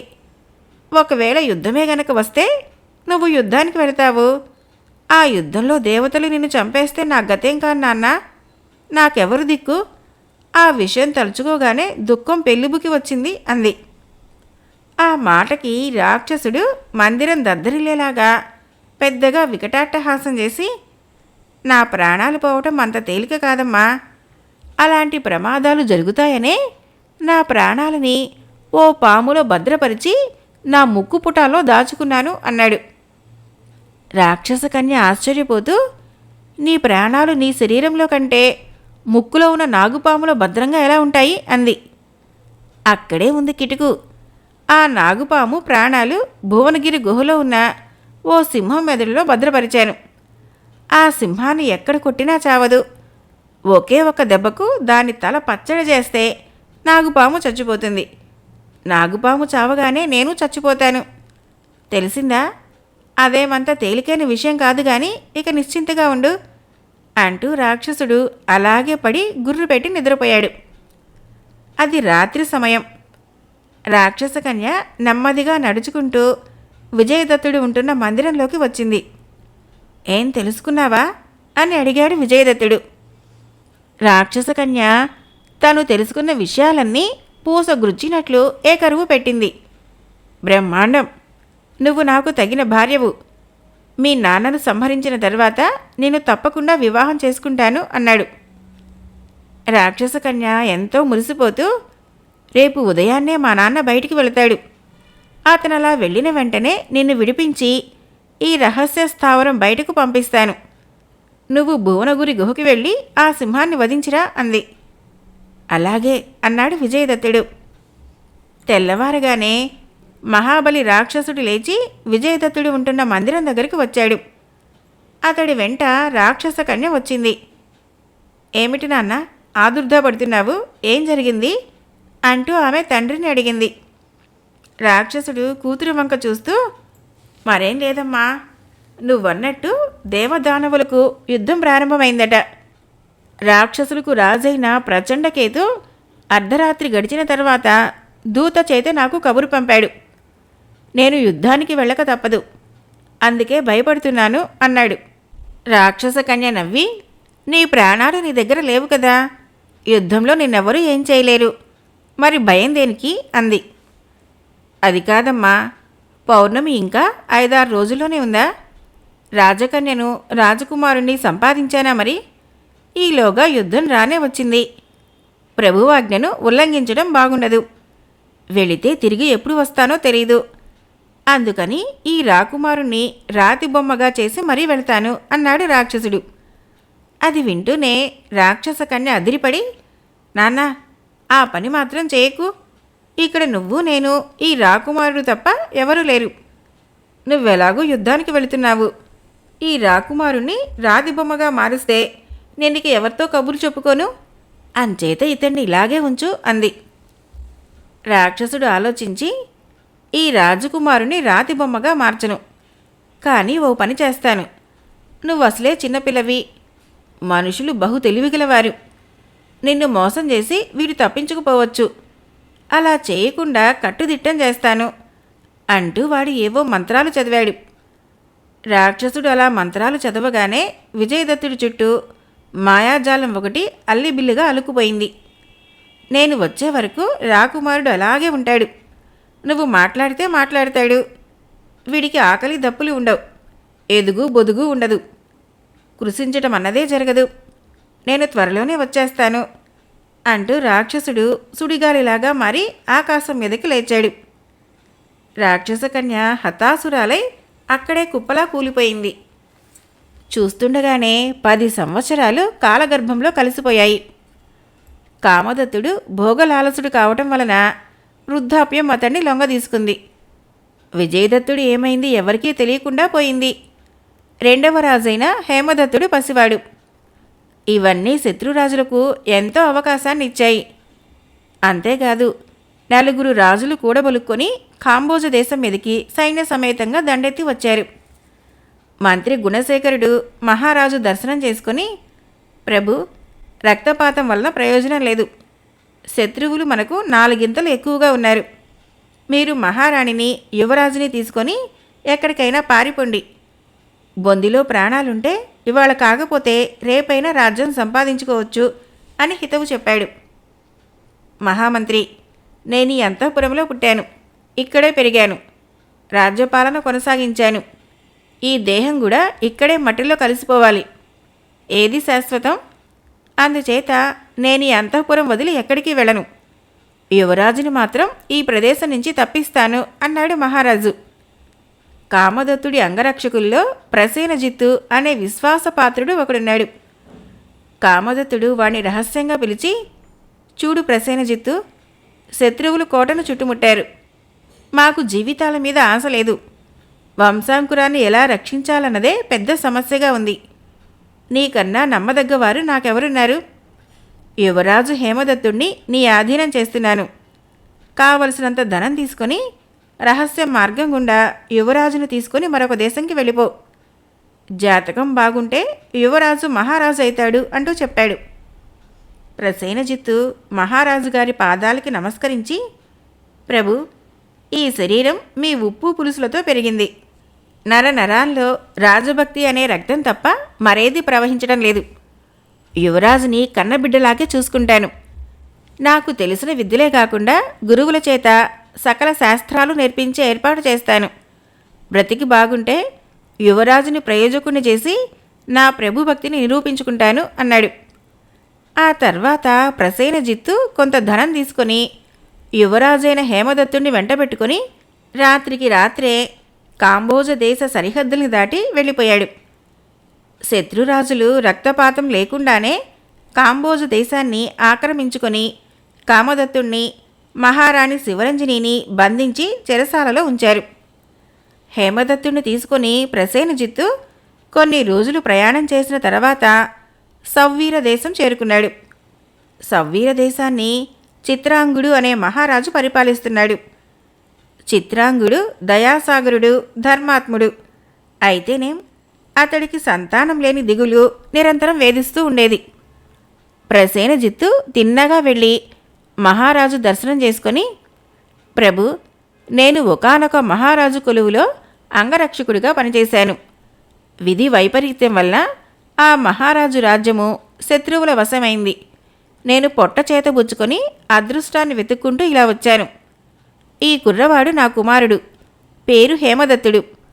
నన్ను నేను పోషించుకుంటూ కుర్రవాడిని రక్షించుకోవాలి. అందుచేత తమరు ఏదైనా ఉద్యోగం ఇప్పిస్తే కృతజ్ఞునై ఉంటాను అన్నాడు. చిత్రాంగుడు కుర్రవాడి వంక రెప్పార్చకుండా చూశాడు. అతడికి రాజలక్షణాలన్నీ కుర్రవాడి ముఖంలో కనిపించాయి. ఎంత చక్కని ముఖవర్చస్సు! మహారాజు కాదగ్గ లక్షణాలన్నీ నీ కొడుకు ముఖంలో స్పష్టంగా కనిపిస్తున్నాయి. ప్రసేనజిత్తు, నువ్వు అంగరక్షకు ఉద్యోగం చేశావు కాబట్టి ఇక్కడ కూడా అదే ఉద్యోగం చేస్తే నేను సంతోషిస్తాను. అంతేకాదు, నువ్వు హేమదత్తుడు ఇక్కడే అంతఃపురంలోనే ఉండండి. కుర్రవాడికి కావలసిన విద్యాబుద్ధులన్నీ రాజకుమారుడి మాదిరిగా ఇక్కడే జరుగుతాయి. ఏమో, ఎవరు చెప్పగలరు? హేమదత్తుడు ఈ రాజ్యానికే మహారాజు కాగలడేమో అన్నాడు చిత్రాంగుడు మందహాసం చేస్తూ. యువరాజుకి తగిన స్థానం లభించినందుకు ప్రసేనజిత్తు ఎంతో సంతోషించాడు. హేమదత్తుడు అంతఃపురంలో యువరాజ భోగాలు అనుభవించసాగాడు. ఉపాధ్యాయులు అంతఃపురానికి వచ్చి సకల శాస్త్రాలు అతనికి నేర్పించసాగారు. ఆ విధంగా మరి 2 సంవత్సరాలు కాలగర్భంలో కలిసిపోయాయి. ప్రసేనజిత్తుకు గాని యువరాజుకు గాని అక్కడ ఎటువంటి లోపం లేకుండా కాలం గడిచిపోతున్నది. కాలం ఎప్పుడూ ఒకేలా ఉంటే గొప్పతనమేముంది? ఒకనాడు త్రికాలవేత్త అయిన మహర్షి ఒకడు తన దారిని వెళుతూ రాజాంతఃపురం వచ్చాడు. అతడు చిత్రాంగుడి ముఖం చూస్తూనే ఇలా అన్నాడు: మహారాజా, 4 రోజుల్లో నీ దేశానికి ఓ బ్రహ్మాండమైన ఆపద ముంచుకు రాబోతున్నది. మహమ్మారి అనే రోగము నీ దేశ ప్రజలను పట్టి పీడిస్తుంది. దానివల్ల ప్రజలు ఎక్కడి వారక్కడ మరణిస్తారు. దేశం యావత్తూ శ్మశాన వాటికి అయిపోతుంది అని అన్నాడు. ఆ మాట వింటూనే చిత్రాంగుడు కొయ్యబారిపోయాడు. ప్రసేనజిత్తు మహారాజు సమీపంగానే ఉన్నాడు. అతడు మహర్షికి చేతులు జోడించి, స్వామి, ఏ ఒక్కరికో ఇద్దరికో వస్తే ఏ వైద్యునో ఏర్పాటు చేసి రోగాన్ని నయం చేయించవచ్చును. కానీ దేశం మొత్తం మీద ఒకేసారి మహమ్మారి విరుచుకుపడితే మహారాజు గారే కాదు, భగవంతుడు కూడా ఏం చేయలేడు. మీరు త్రికాలవేత్తలు, ఏం చేస్తే గండం నుంచి బయటపడగలమో ఆ మహమ్మారికి నివారణోపాయం ఏమిటో సెలవిస్తే ఆ విధంగానే చేస్తాము అన్నాడు. మహర్షి కళ్ళు మూసుకొని ఏదో ఆలోచిస్తూ ఆ తర్వాత కళ్ళు తెరిచి, మహారాజా, మీ రాజధాని నగరంలో ఓ కుర్రవాడు ఉన్నాడు. ఆ కుర్రవాడి కుడిభుజం మీద గవ్వ ఆకారంలో నల్లటి పుట్టుమచ్చ ఒకటి ఉంటుంది. ఆ కుర్రవాడిని ఈ 1 రోజుల్లోగా కన్నతండ్రి తీసుకువెళ్ళి సముద్రం మధ్యలో పడవేసి రావాలి. కుర్రవాడిని ఆ విధంగా త్యాగం చేస్తే మహమ్మారి తృప్తిపడి మీ రాజ్యాన్ని దాటి వెళ్ళిపోతుంది అంటూ చెప్పి వెళ్ళిపోయాడు. చిత్రాంగుడు దిగులుగా ప్రసేనజిత్తు ముఖంలోకి చూస్తూ, ఏమిటి విషమ పరీక్ష? ఎవరి కన్న కొడుకు వారికి తీపి కదా. ఎప్పుడో వచ్చే మహమ్మారి కోసమో ఎవరి కొడుకును బలిపెట్టమంటారు? అలాగైతే మీరేం రాజులు అని ప్రజలు నన్ను నిందలపాలు చేస్తారు. ఇప్పుడేమిటి చేయటమో తెలియకుండా ఉంది ప్రసేనజిత్తు అంటూ వాపోయాడు. మహారాజా, మీరు బాధపడవలసిన పని లేదు. ప్రజలు మీ మీద నిందలు వేసే అవకాశం కూడా రాదు అన్నాడు ప్రసేనజిత్తు. ఏమిటి నీ ఉద్దేశం? మరేం లేదు మహారాజా. నగరంలోని ఏ పిల్లవాడి కుడిభుజం మీద గవ్వ ఆకారంలో పుట్టుమచ్చ ఉందో వెతకవలసిన పనిలేదు. ఎందుకంటే ఆ పుట్టుమచ్చ మా అబ్బాయి హేమదత్తుడి భుజం మీద ఉంది. కావాలంటే మీరు పరీక్షించవచ్చు. అది వింటూనే చిత్రాంగుడు అవాక్కైపోయాడు. ప్రసేనజిత్తు, నువ్వెంత త్యాగశీలివి. కానీ నువ్విలా నీ కుమారుణ్ణి బలిపెట్టడం భావ్యం కాదు. ఇది నీ ఒక్కడి కొడుకు సమస్య కాదు. హేమదత్తుణ్ణి ఈ దేశానికి కాబోయే మహారాజును చేద్దామని ఎన్నో కలలు కన్నాను. నా మనోభిప్రాయం ఏమిటో తెలుసు కూడా నువ్విలా హేమదత్తుణ్ణి గంగపాలు చేయడానికి పూనుకోవటం ధర్మం కాదు అన్నాడు. మహారాజా, నోరు విడిచి కోరగానే నాకింత ఆశ్రయం ఇచ్చారు. నా కొడుకుని మీ కొడుకుగా భావించి రాజ్యాన్నే కట్టడానికి సంకల్పించుకున్నారు. అటువంటి సహృదులైన మీకు మీ రాజ్యానికి ఆపద సంభవించబోతూ ఉంటే విషయం తెలిసి కూడా నేను నోరు మూసుకొని కూర్చోవటం ధర్మం అంటారా? కృతజ్ఞతకు ప్రతిఫలం కాకూడదు ప్రభు అన్నాడు. అయినా సరే, చిత్రాంగుడు హేమదత్తుడిని వదులుకోవటానికి ఇష్టపడలేదు. అదే సమయంలో హేమదత్తుడు అక్కడికి వచ్చాడు. మహారాజా, మీరు మాట్లాడుకునే మాటలన్నీ ఆలకించాను. మహర్షి చెప్పిన ఘోర విపత్తు గురించి కూడా నాకు తెలిసింది. కుడి భుజం మీద పుట్టుమచ్చ ఉన్నవాణ్ణి కూడా నేనొక్కడే. నన్ను సముద్రానికి అర్పించి ఈ గండం నుంచి ప్రజల్ని కాపాడండి. నా మీద ప్రేమ కొద్దీ ఇన్ని లక్షల మంది ప్రజల్ని మహమ్మారికి బలి చేయటం ఏమంత ధర్మం? ఒక్కడి కోసం అందరినీ బలి చేయటం క్షాత్రధర్మం కాదు అన్నాడు. చిత్రాంగుడు శత విధాల హేమదత్తుడికి నచ్చజెప్ప చూశాడు. అయినా ప్రయోజనం లేకపోయింది. హేమదత్తుడు సముద్రానికి బలి కావటానికే నిశ్చయించుకున్నాడు. చివరకు చిత్రాంగుడు ఏడుస్తూ హేమదత్తుడు బలి అయ్యేటందుకు ఒప్పుకున్నాడు. ప్రసేనజిత్తు ఓడ మీద యువరాజును తీసుకుని బయలుదేరాడు. సముద్రం ప్రశాంతంగా ఉంది. హేమదత్తుడి ముఖంలో ఎటువంటి విచారమూ లేదు. ప్రసేనజిత్తు మాత్రం దుఃఖసాగరంలో మునిగిపోయాడు. అతడికి ఏం చెప్పాలో ఏం చెయ్యాలో కూడా తెలియటం లేదు. యువరాజా, నన్ను క్షమించు. మన రహస్యం ఇతరులకు తెలియకుండా ఉండేటందుకు నిన్ను నా కొడుగ్గా చెప్పుకున్నాను. అది ఇప్పుడు నీ ప్రాణానికే ముప్పు తెచ్చిపెట్టింది. మహారాజు గారి దగ్గర కాదని చెప్పలేకపోయాను. కన్న తండ్రి కొడుకుని సముద్రం పాలు చేయాలని మహర్షి చెప్పాడు. కానీ నేను నీ కన్న తండ్రిని కాను. అయినా నేను గంగపాలు చేయటానికి పూనుకున్నాను. నువ్వు మహారాజు గారి సమక్షంలో నేను నీ కన్న తండ్రిని కానని చెప్పినా నీకు ప్రాణగండం తప్పి ఉండేది అంటూ ప్రసేనజిత్తు కంటతడి పెట్టుకున్నాడు. హేమదత్తుడు అతన్ని ఓదార్చి, కన్న తల్లిదండ్రులు కన్న కొడుకు రక్షణ భారాన్ని వహించలేక నన్ను మీకు అప్పగించారు. అది మీ విద్యుక్త ధర్మంగా భావించి నన్ను కంటికి రెప్పలా కాపాడుతూ వచ్చారు. ధర్మం దృష్టిలో మీరే నాకు తండ్రి. అందుచేత మీరు నన్ను త్యాగం చేయటానికి అర్హులు. మీరేం విచారించకండి. విధి నిర్ణయం ఎలా ఉంటే అలా జరుగుతుంది. వచ్చిన వెంటనే ఆదుకొని ఆశ్రయం ఇచ్చిన మహారాజు గారికి కృతజ్ఞత చూపించడం మన కనీస ధర్మం. నన్ను సముద్రంలోకి నెట్టి మీ కృతజ్ఞత చూపించుకోండి అన్నాడు. ప్రసేనజిత్తు మనసు రాయి చేసుకుని హేమదత్తుణ్ణి సముద్రంలోకి నెట్టేటందుకు నిశ్చయించుకున్నాడు. సరిగ్గా అదే సమయంలో ఓ పెద్ద మెరుపు మెరిసింది. ఆకాశంలో బ్రహ్మాండమైన ఉరుము ఉరిమింది. మరుక్షణంలో ప్రచండమైన గాలి రైమంటూ వీచింది. ఆ గాలి తాకిడికి ఓడ అటు ఇటు ఊగింది. ఓడ అంచునే నిలబడి సముద్రం వంక తదేకంగా చూస్తున్న హేమదత్తుడు గాలి తాకిడికి తట్టుకోలేక అమాంతం ఎగిరి వెళ్ళి సముద్రంలో పడిపోయాడు. అనుకోని బీభత్సవం కళ్ళారా చూస్తున్న ప్రసేనజిత్తుడు పరిగెత్తుకుంటూ వెళ్ళి హేమదత్తుని రక్షించబోయాడు. అయినా ప్రయోజనం లేకపోయింది. ఓడలో ఉన్న నావికులు సముద్రంలోకి దూకి హేమదత్తుడి కోసం ఎంతో గాలించారు. అతడు కనిపించకపోవడంతో వాళ్ళు తిరిగి ఓడ మీదకి వచ్చారు. ప్రసేనజిత్తు దుఃఖానికి అంతమే లేకపోయింది. హే భగవాన్, నేను యువరాజుకి కన్నతండ్రిని కానని నీకు తెలుసు. అందుకే ఈ ఘోరం నా చేతుల మీద జరగకుండా రక్షించావా తండ్రి? అయ్యో యువరాజా, నీకెంత దుర్దశ సంభవించింది. ఈ పాటికి సముద్రపు చేపలు అతన్ని కబళించి ఉంటాయి అనుకుంటూ అతడు ఓడని సవ్వీర దేశం దిక్కుగా పోనిచ్చాడు. సముద్రంలో పడిన హేమదత్తుడు కొంతసేపటికే మూర్ఛపోయాడు. అదే సమయంలో సముద్రం పైకి వస్తున్న నాగజాతి వారు హేమదత్తుడిని చూస్తూనే ఎంతో ఆశ్చర్యపోయి అతన్ని తీసుకుని తిరిగి సముద్రం లోపలికి వెళ్ళిపోయారు. నాగజాతి వారికి మణిశేఖరుడు మహారాజు. అతడు హేమదత్తుడిని చూస్తూనే ఎంతో ముచ్చటపడ్డాడు. ఎవరీ కుర్రవాడు అని వాళ్ళను ప్రశ్నించాడు. పాపం, ఈ రాకుమారుడు చనిపోయినట్టున్నాడు అన్నారు. మనిషి చనిపోయినా అతడి శరీరంలో జీవి కొన్ని గంటల వరకు ఉంటుంది. మృత సంజీవిని అనే మూలికను తీసుకురండి, ఈ కుర్రవాడు బతుకుతాడు అన్నాడు మణిశేఖరుడు. నాగులు పరిగెత్తుకుంటూ వెళ్ళి మృత సంజీవని మూలిక తెచ్చారు. మణిశేఖరుడు దాన్ని హేమదత్తుడి నాసికా పుటాల దగ్గర ఉంచాడు. కొంతసేపటికి హేమదత్తుడు కళ్ళు నులుముకుంటూ లేచి కూర్చున్నాడు. నేనెక్కడున్నాను? సముద్రంలో పడి ఎలా బ్రతికి బయటపడ్డాను అన్నాడు. మణిశేఖరుడు నవ్వి, కుమారా, నువ్వు సముద్రంలో నుంచి బయటపడలేదు, సముద్రంలోనే ఉన్నావు. ఇది సముద్రంలో ఉన్న నాగలోకం. నేను ఈ రాజ్యానికి మహారాజుని. నువ్వు చనిపోతే నేను బ్రతికించాను.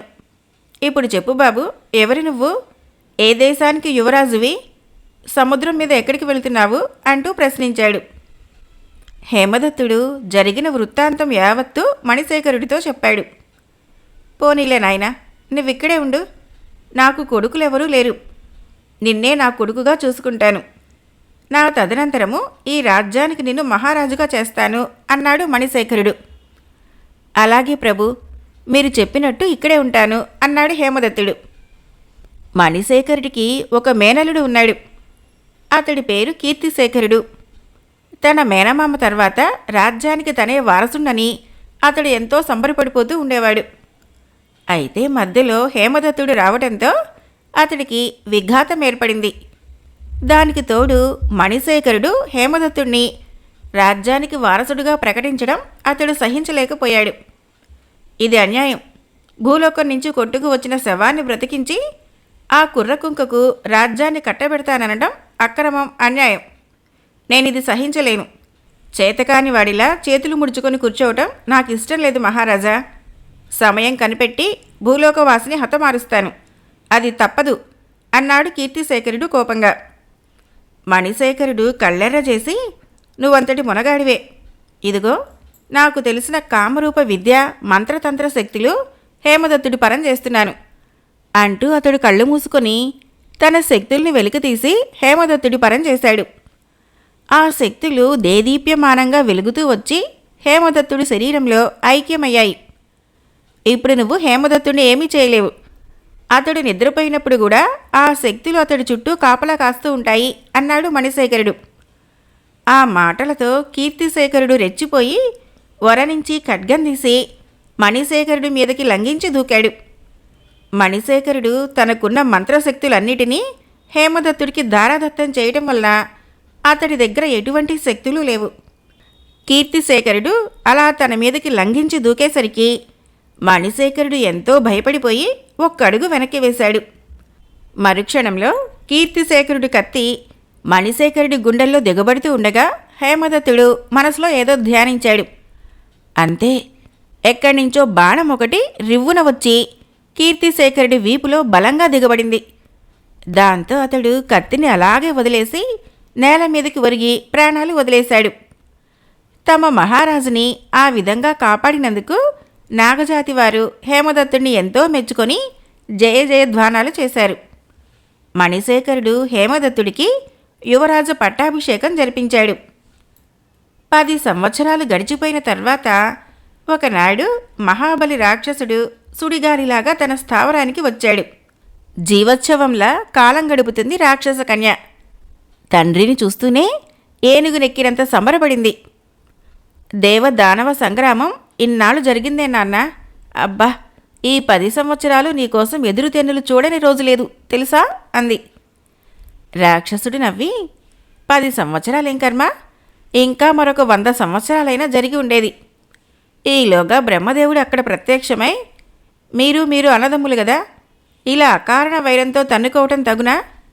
కాబట్టి మీరిక శాంతించి ఎవరి స్థావరాలకు వాళ్ళు వెళ్ళిపోండి, లోక కళ్యాణం కోసం పాటుపడండి అని హితవు చెప్పాడు. సృష్టికర్త అంతటి వాడే చెప్పినప్పుడు వినకపోవడం బాగుండదని ఎవరి స్థావరాలకు వాళ్ళు బయలుదేరారు. నేనిలా వచ్చాను అన్నాడు. పోనీలే, క్షేమంగా వచ్చావు, అంతే చాలు. చూడు నాన్న, ఆ రాజకుమారుడు ఈ 10 ఏళ్ళు అలా మాయాజాలంలో చిక్కుకొని ఉండిపోయాడు. అతన్ని కొంచెం మామూలు మనిషిని చేయనానా అంది రాక్షస కన్య. రాక్షసుడు మందిరంలో ఉన్న విజయదత్తుడి వంక పరీక్షగా చూసి, పౌర్ణమి ఎప్పుడే అమ్మాయి అంటూ ప్రశ్నించాడు. రాక్షస కన్య వేళ్లు లెక్క పెట్టుకుని, ఇంకా 5 రోజులు ఉంది అంది. అలాగా, అయితే నేను రేపో ఎల్లుండో కంకాళ ద్వీపం వెళ్ళి ఆంకాళమ్మను కలుసుకోవాలి. దాన్ని ఎలాగో బ్రతిమిలాడి ఇక్కడికి తీసుకురావాలి. అది రాకపోతే ఈ రాకుమారి మణిమేకల రాతి బొమ్మ నుంచి అసలు రూపానికి ఎలా వస్తుంది అన్నాడు రాక్షసుడు. ఆ తర్వాత రాక్షసుడు ఏవో మంత్రాలు జపించి విజయదత్తుణ్ణి మాయాజాలం నుంచి విడిపించాడు. అటు పిమ్మట కడుపు నిండా తిని బాణెడు మధువు తాగి మత్తెక్కి హాయిగా గుర్రు పెట్టి నిద్రపోయాడు. రాక్షస కన్య చడీ చప్పుడు చేయకుండా విజయదత్తుణ్ణి మందిరంలో నుంచి యువతలకు తీసుకువచ్చి, నువ్వు తప్పించుకుపోవటానికి ఇదే మంచి అదను. మా నాన్న మళ్ళీ రేపు ఉదయాన్నే తప్ప ఈ మధ్యకాలం భూమి తల్లక్రిందులైనా లేవడు. నువ్వు తిన్నగా భువనగిరి గుహకు వెళ్ళి ఆ సింహాన్ని ఒక దెబ్బకు మెదడు పచ్చడి అయ్యేలా కొట్టి చంపు. అది చస్తే ఇక్కడ మా నాన్న చచ్చినట్టు లెక్క. దాన్ని చంపిన తర్వాత తిన్నగా ఇక్కడికి రావాలి సుమా. నీ రాక కోసం 1000 కళ్ళతో ఎదురు చూస్తూ ఉంటాను, తెలిసిందా అంటూ ఆమె అతన్ని తీసుకొని ఓ సొరంగం గుండా భూమిపైకి తెచ్చింది. విజయదత్తుడు ఆమె వద్ద సెలవు తీసుకుని బయలుదేరాడు. భువనగిరి వెళ్ళి సింహాన్ని సంహరించే కన్నా ముందుగా కంకాళ ద్వీపం వెళ్ళి ఆంకాళమ్మ మాంత్రికురాల్ని కలుసుకోవటం ముఖ్యం. ఆ మాంత్రికురాల్ని ఎలాగైనా మంచి చేసుకుని రాతి బొమ్మను మనిషిగా మార్చే మంత్రం నేర్చుకోవాలి అనుకొని విజయదత్తుడు కంకాళ ద్వీపం దిక్కుగా బయలుదేరాడు. కంకాళ ద్వీపము ఏ దిక్కుగా ఉందో అతడికి తెలుసును గాని ఆ ద్వీపానికి ఎలా వెళ్లాలన్నది మాత్రం విజయదత్తుడికి తెలియదు. అయినా అతడు ముందుకే ప్రయాణం సాగించాడు. ఆ విధంగా 3 పగళ్ళు 3 రాత్రిళ్ళు ప్రయాణం చేసిన తర్వాత విజయదత్తుడు ఓ నిర్జన ప్రదేశానికి వచ్చి చేరుకున్నాడు. ఆ ప్రదేశము మహా అద్భుతంగా ఉంది. దేవతలు నివసించే దివ్య ప్రదేశంలాగా ఉంది. విజయదత్తుడు ఓ చెట్టు నీడన కూర్చున్నాడు. అదే సమయంలో చల్లని మలయ మారుతం వచ్చింది. ఆ గాలితో పాటే సుగంధ పరిమళము చుట్టుపక్కల వ్యాపించింది. మిట్ట మధ్యాహ్నం చల్లని గాలి వీచటమేమిటని విజయదత్తుడు తలెత్తి అటు ఇటు తిప్పి చూశాడు. అదే సమయంలో ఆకాశం నుంచి క్రిందకు దిగుతున్న 4 హంసలు కనిపించాయి. ఆ హంసలు నెమ్మదిగా ఓ చెట్టు నీడన దిగి విశ్రాంతి తీసుకోసాగాయి. విజయదత్తుడు మంచులా తెల్లగా మెరుస్తున్న హంసల్ని చూస్తూనే ఎంతో ముచ్చటపడ్డాడు. అతడు వాటిని చూస్తూ ఎందుకో తలెత్తి చెట్టు వంక చూసి కొయ్యబారిపోయాడు. దానికి కారణము చెట్టు మీద నుంచి ఓ పెద్ద కొండ చిలువ క్రిందకు జారుతూ హంసల మీద పడేటందుకు ప్రయత్నించడమే. విజయదత్తుడు చప్పున లేచి వర నుంచి ఖడ్గం తీసేలోగానే కొండ చిలువ కాస్త జారి వచ్చి 4 హంసల మీద పడి వాటిని కదలకుండా తన శరీరంతో చుట్టేసింది. హంసలు ప్రాణభయం కొద్దీ అటూ ఇటూ పెనుగులాడసాగాయి. రెక్కలు టపటపా కొట్టుకోసాగాయి. అయినా ప్రయోజనం లేకపోయింది. అదంతా గమనిస్తున్న విజయదత్తుడు ఇక ఆలస్యం చేయకుండా పరిగెత్తుకుంటూ కొండ చిలువ సమీపానికి వచ్చాడు. కత్తి పైకెత్తి దాన్ని ఒకే ఒక వేటితో 2 ముక్కలుగా నరికి పారేశాడు విజయదత్తుడు. కొండ చిలువ చనిపోవడంతో హంసలకు స్వేచ్ఛ లభించింది. అవి టపటపా రెక్కలార్చడంతో ఆ గాలి చల్లని మలయమారుతమై విజయదత్తుడికి తగిలింది. అతడు ఎంతో ఆనందిస్తూ ఖడ్గాన్ని వరలో పెట్టుకొని ముందుకు అడుగు వేయిపోయాడు. విజయదత్త, ఆగు!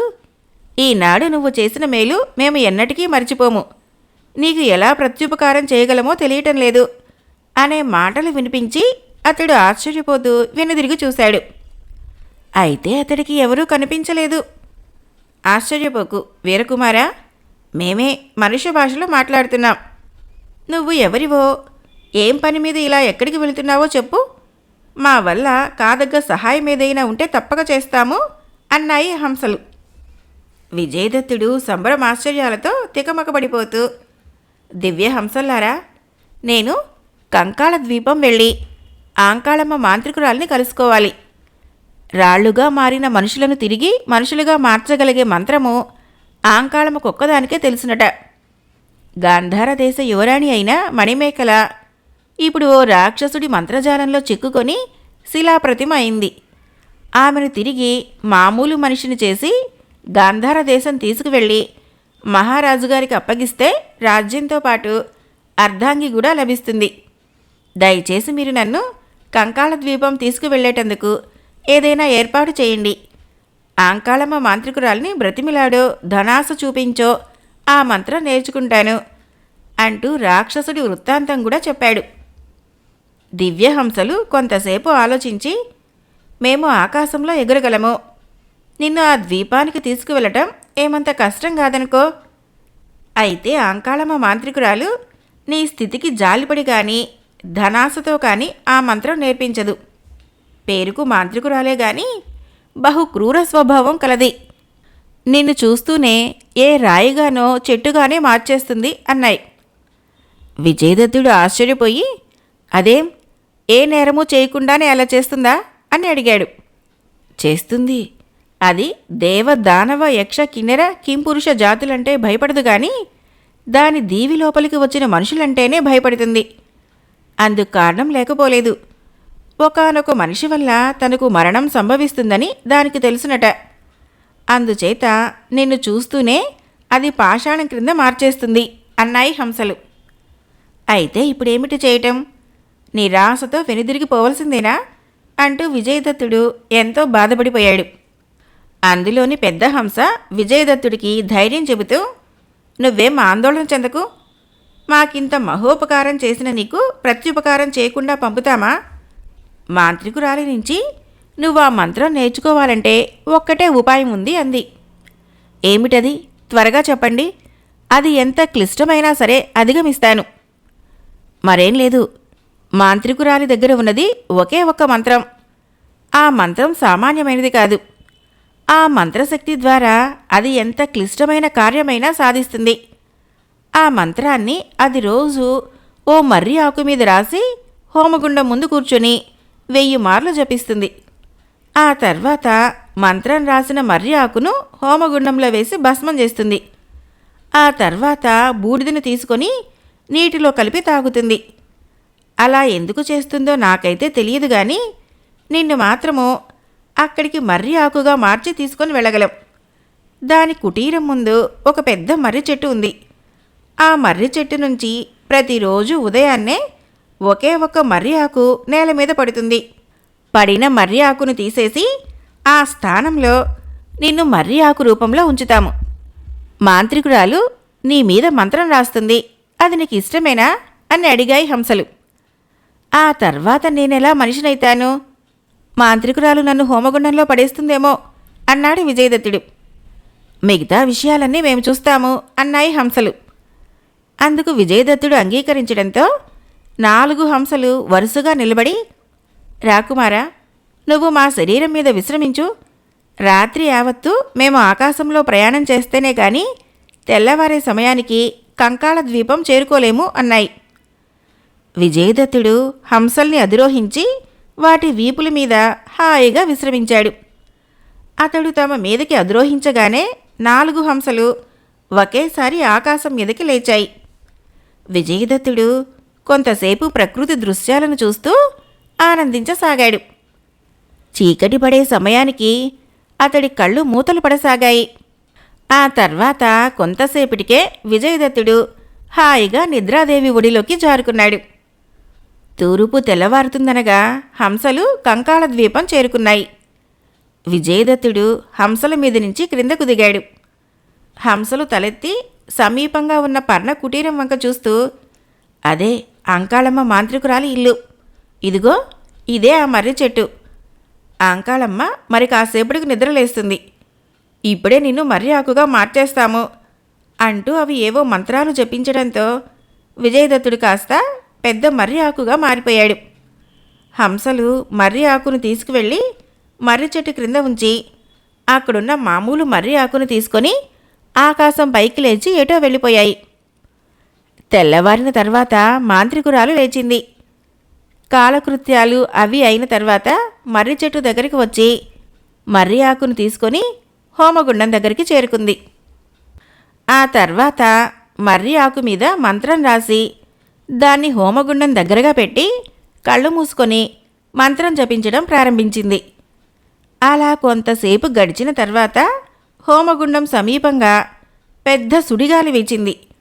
ఆ గాలికి మర్రి ఆకు పైకి లేచి దూరంగా కొట్టుకుపోయింది. అనుకోని సుడిగాలికి విస్తుపోతూ మాంత్రికురాలు కళ్ళు తెరిచి చూసింది. ఆమెకెదురుగా ఆకాశంలో నుంచొని రెక్కలల్లార్చుతూ సుడిగాలిని సృష్టించిన హంసలు ఆమె కంటపడ్డాయి. ఆమెకు హోమగుండం ముందు మర్రి ఆకు కనిపించకపోవడంతో కళ్ళెర్ర చేసి హంసల వంక తీక్షణంగా చూసింది. ఆ తర్వాత మాంత్రికురాలు ఏం చేస్తుందో గ్రహించిన హంసలు తమ శక్తినంతా వినియోగించి రెక్కల్ని మరింతగా ఆడిస్తూ పెనుగాల్ని సృష్టించాయి. మాంత్రికురాలు ఆ పెనుగాలి తాకిడికి తట్టుకోలేక అమాంతం ఎగిరి వెళ్ళి కణకణ మండుతున్న హోమగుండంలో పడి భస్మమైపోయింది. తర్వాత హంసలు మర్రి ఆకును తిరిగి విజయదత్తుడుగా మార్చివేశాయి. విజయదత్తుడు మామూలు రూపానికి వస్తూనే మాంత్రికురాలు హోమగుండంలో పడి భస్మమైపోయిన సంగతి తెలుసుకున్నాడు. అయితే నాకు ఆ దివ్య మంత్రం లభించినట్టే లెక్క. మణిమేకలను నేనిక సజీవంగా చూడలేనా అన్నాడు. ఎందుకు చూడలేవు? ఒక్కసారి నీ అరిచేయిని చూసుకో అన్నాయి హంసలు. విజయదత్తుడు తన అరిచేతిని చూసుకున్నాడు. అతడి అరచేతిలో మాంత్రికురాలు రాసిన మంత్రం ఉంది.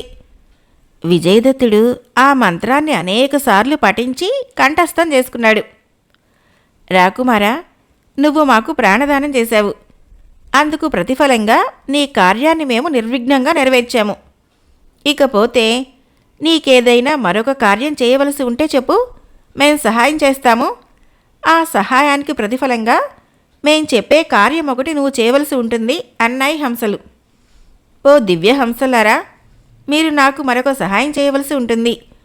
భువనగిరి గుహలో ఓ సింహం ఉంది. దాని మెదడు ఒకే ఒక్క దెబ్బతో బద్దలు కొడితే మహాబలి రాక్షసుడి నాసికా పుటాల్లో కాపురముంటున్న నాగుపాము మరణిస్తుంది. తన ప్రాణాలని నాగుపాములో భద్రపరిచిన మహాబలి రాక్షసుడు తక్షణం మరణిస్తాడు. వాడు మరణిస్తేనే గాని మణిమేకలని మనిషిలాగా చేయలేను అన్నాడు విజయదత్తుడు. తప్పకుండా నీకు సహాయం చేస్తాము. అయితే మీకు నేను చేసే ప్రత్యుపకారం ఏమిటో చెప్పండి. నీ కార్యం పూర్తయిన తర్వాత, అంటే సింహం చనిపోయిన వెంటనే మాకు పని చేసి పెట్టాలి. ఆ తర్వాతనే మణిమేకల విషయం చూసుకోవలసి ఉంటుంది అన్నాయి హంసలు. విజయదత్తుడు అందుకు అంగీకరించాడు. హంసలు అతన్ని వీపు మీదకెక్కించుకొని భువనగిరి దిక్కుగా బయలుదేరాయి.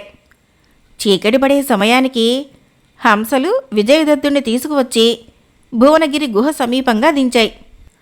ఆ తర్వాత హంసలు తమ దివ్యశక్తితో మాయాగదను సృష్టించి, నువ్వు ఆ గద తీసుకొని గుహ బయట పొంచి ఉండు. పూర్తిగా చీకటి పడిన తర్వాత సింహము ఆహారం నిమిత్తము గుహ బయటకు వస్తుంది. సమయం కనిపెట్టి దాని తల బ్రద్దలు కొట్టు అన్నాయి. విజయదత్తుడు గద తీసుకొని గుహ సమీపంగా పొంచి నిల్చొని ఉన్నాడు. అంతలో గుహలో నుంచి సింహగర్జన వినిపించింది. సింహము ఆహార నిమిత్తము బయలుదేరబోతున్నదని తెలుసుకున్న విజయదత్తుడు గద పైకెత్తి సింహం మీద దెబ్బ వేయటానికి సిద్ధమయ్యాడు. ఈలోగా సింహం గర్జిస్తూ గుహ యువతలికి వచ్చింది. అదే అదునుగా విజయదత్తుడు గదతో సింహం తల మీద ఒకే ఒక దెబ్బ బలంగా వేశాడు. ఆ దెబ్బకు సింహం తల నుగ్గు నుగ్గు అయి అక్కడికక్కడే నేల మీద కూలబడి ప్రాణాలు వదిలేసింది. భేష్, ధైర్యంగా దాన్ని ఒక దెబ్బకు చంపగలిగావు. నీ విరోధి అయిన మహాబలి రాక్షసుడు తన స్థావరంలో ఈ పాటికి చనిపోయి ఉంటాడు. ఇక నీకు ఎటువంటి సమస్యలు లేవు, ఒక్క మా సమస్య తప్ప అన్నాయి హంసలు. మీ సమస్య ఏమిటో చెప్పండి. నాకింత ఉపకారం చేసిన మీకు ప్రత్యుపకారం చేయటం నా విద్యుక్త ధర్మం అన్నాడు విజయదత్తుడు. అప్పుడు హంసలు ఈ విధంగా చెప్పాయి. చూడు విజయదత్త, సముద్ర గర్భంలో ఒకచోట నాగలోకం ఉంది. ఆ లోకంలో కళ్యాణ కరవాలం అనే దివ్య ఖడ్గం ఒకటి ఉన్నది. నువ్వు ఆ ఖడ్గాన్ని తీసుకురావాలి. ఆ ఖడ్గంతో ఒకే ఒక్కసారి మా నలుగురి కంఠాలు తెగ నరికి పారేయాలి. నువ్వు ఆ ఉపకారం చేస్తే మేము ఎంతైనా సంతోషిస్తాము. అది వింటూనే విజయదత్తుడు అవాక్కైపోయాడు. ఏమిటి మీరు కోరేది? నా చేత మీరు చేయించేది ప్రత్యుపకారమా లేక హత్యాకాండ అన్నాడు. నువ్వు ఏదైనా అనుకో, మేము కోరింది చేయటం నీ ధర్మం అన్నాయి హంసలు. సరే, మీ కోరిక ప్రకారమే చేస్తాను. నేను సముద్రంలోకి ఎలా వెళ్ళగలనో, ఆ నాగలోకాన్ని ఎలా చేరగలనో మీరే చెప్పండి అన్నాడు విజయదత్తుడు. హంసలు కళ్ళు మూసుకొని ఏవో మంత్రాలు జపించాయి. ఆ మంత్రశక్తి పట్ల విజయదత్తుడికి నూతన తేజస్సు వచ్చినట్లయింది. హంసలు విజయదత్తుడిని తమ మీద కూర్చోబెట్టుకొని ఆకాశ మార్గాన బయలుదేరి కొంతసేపటికి సముద్ర ప్రాంతానికి వచ్చి చేరుకున్నాయి. అక్కడ విజయదత్తుడితో, నువ్వు మా మీద నిలబడి సముద్రంలోకి దూకు. నువ్వు నీటిలోకి మునిగినా ఊపిరాడదని భయపడవలసిన పనిలేదు. అక్కడి నుంచి తిన్నగా నాగలోకం చేరుకుంటావు. నాగలోకంలో కళ్యాణ కరవాలం ఎక్కడుందో, దాన్ని ఎలా సంపాదించాలో నీ తెలివితేటల మీద, శక్తి సామర్థ్యాల మీద ఆధారపడి ఉంటాయి అన్నాయి. తక్షణము విజయదత్తుడు హంసల వీపుల మీద నుంచి లేచి అమాంతం సముద్రంలోకి దూకేశాడు. అతడు సముద్రంలో పడుతూనే ఈదుకుంటూ నీటి అడుగు భాగంలో ఉన్న నాగలోకం వచ్చి చేరుకున్నాడు. నాగజాతి భటులు విజయదత్తుడిని చూస్తూనే పరిగెత్తుకుంటూ వచ్చి అతన్ని బంధించి తీసుకువచ్చి మహారాజైన హేమదత్తుడి ముందు నిలుచుండబెట్టారు. అప్పటికి కొద్ది కాలం క్రితమే మహారాజైన మణిశేఖరుడు పరమపదించటం వలన నాగులందరూ కలిసి యువరాజైన హేమదత్తుణ్ణి తమ మహారాజుగా పట్టాభిషేకం చేయించారు. ఎవరు నువ్వు? సముద్రంలో పడి కూడా చావకుండా ఎలా బ్రతికి రాగలిగావు అన్నాడు హేమదత్తుడు. మానవ కళ్యాణం నిమిత్తము మీ లోకంలో ఉన్న కళ్యాణ కరవాలం నాకు కావాలి, అందుకే వచ్చాను అన్నాడు విజయదత్తుడు. ఆ మాటకి హేమదత్తుడు కళ్ళెర్ర చేసి, నిర్భయంగా మా లోకానికి వచ్చిందే కాకుండా మా కళ్యాణ కరవాలాన్ని అడగటానికి నీకెన్ని గుండెలు అని అన్నాడు. ఇది నాగజాతి వారి ఆస్తి, దాన్ని భూలోకవాసులకు ఇచ్చేటంతా తెలివి తక్కువ వాళ్ళం కాదు అన్నాడు. ఆ ఖడ్గం నాకు శాశ్వతంగా అవసరం లేదు, దానివల్ల ఒకానొక మహత్కార్యం కావలసి ఉంది. ఆ కార్యం పూర్తి అయితూనే మీ ఖడ్గం మీకు తెచ్చి ఇచ్చేస్తాను అన్నాడు విజయదత్తుడు. నువ్వు ఇవ్వను వద్దు, తీసుకువెళ్ళను వద్దు, మర్యాదగా వచ్చిందాన్నే వెళ్ళు హేమదత్తుడు హూంకరించాడు. విజయదత్తుడు వరమీద చెయ్యి వేసి, అయితే మీరా ఖడ్గాన్ని మర్యాదగా ఇవ్వరన్నమాట.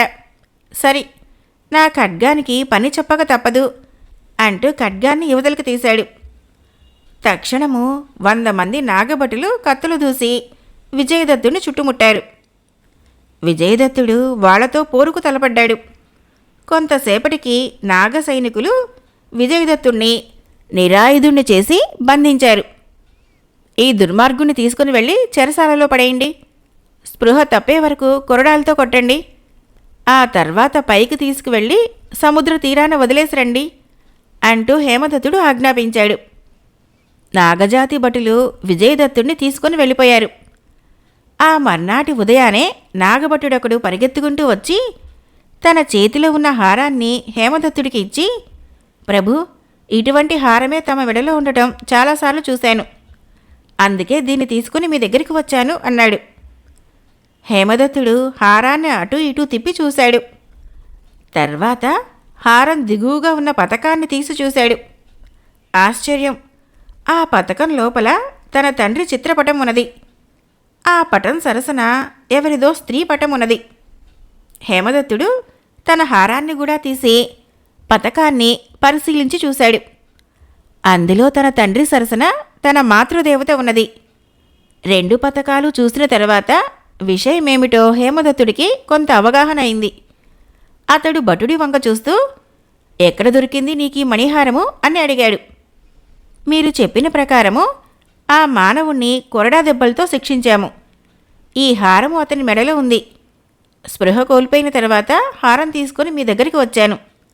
అతనికి ఇంతకు క్రితమే స్పృహ వచ్చింది. అతన్ని ఏం చేయమని సెలవు? సముద్ర తీరంలో వదిలేసి రమ్మంటారా, లేక ఇక్కడే ఉంచమంటారా అన్నాడు ఆ భటుడు. 2 చేయవద్దు, అతన్ని సగౌరవంగా మా సమక్షానికి తీసుకురా అంటూ హేమదత్తుడు ఆజ్ఞాపించాడు. అది వింటూనే భటుడు నివ్వెరపోయి, చిత్తం, అలాగే అంటూ వెనక్కి పరిగెత్తుకుని వెళ్ళిపోయాడు.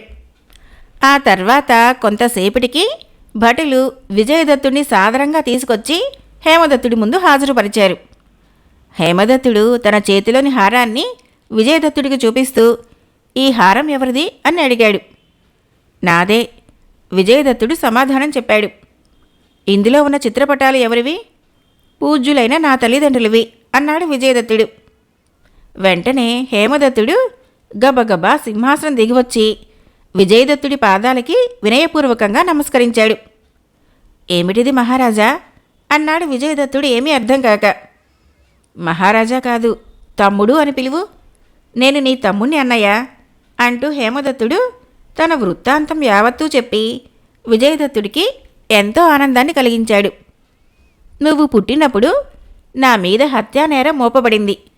నాకు మరణదండన విధించారు నాన్నగారు. అయినా భగవంతుని దయవలన తప్పించుకొని బయటపడ్డాను. అయితే మన రాజ్యము శత్రురాజుల చేతికి చిక్కిందన్నమాట. అంతేకాదు, మన తల్లిదండ్రులు కఠిన కారాగార శిక్ష అనుభవిస్తూ ఉండొచ్చు. మనం తక్షణము మన రాజ్యం వెళ్ళటం ముఖ్యం అన్నాడు విజయదత్తుడు. దానికంటే ముందు కళ్యాణ కరవాలం తనకు కావాలని విజయదత్తుడు తమ్ముణ్ణి ఆర్థించాడు. ఆ వెంటనే అతడు దివ్య కరవాలాన్ని తెప్పించి అన్న చేత పెట్టాడు. తమ్ముడు, నువ్వు నాగ సైన్యాన్ని వెంటబెట్టుకొని కాంబోజ దేశం దిక్కుగా సాగిపో. నేను పూర్తి చేయవలసిన కార్యాలు కొన్ని ఉన్నాయి.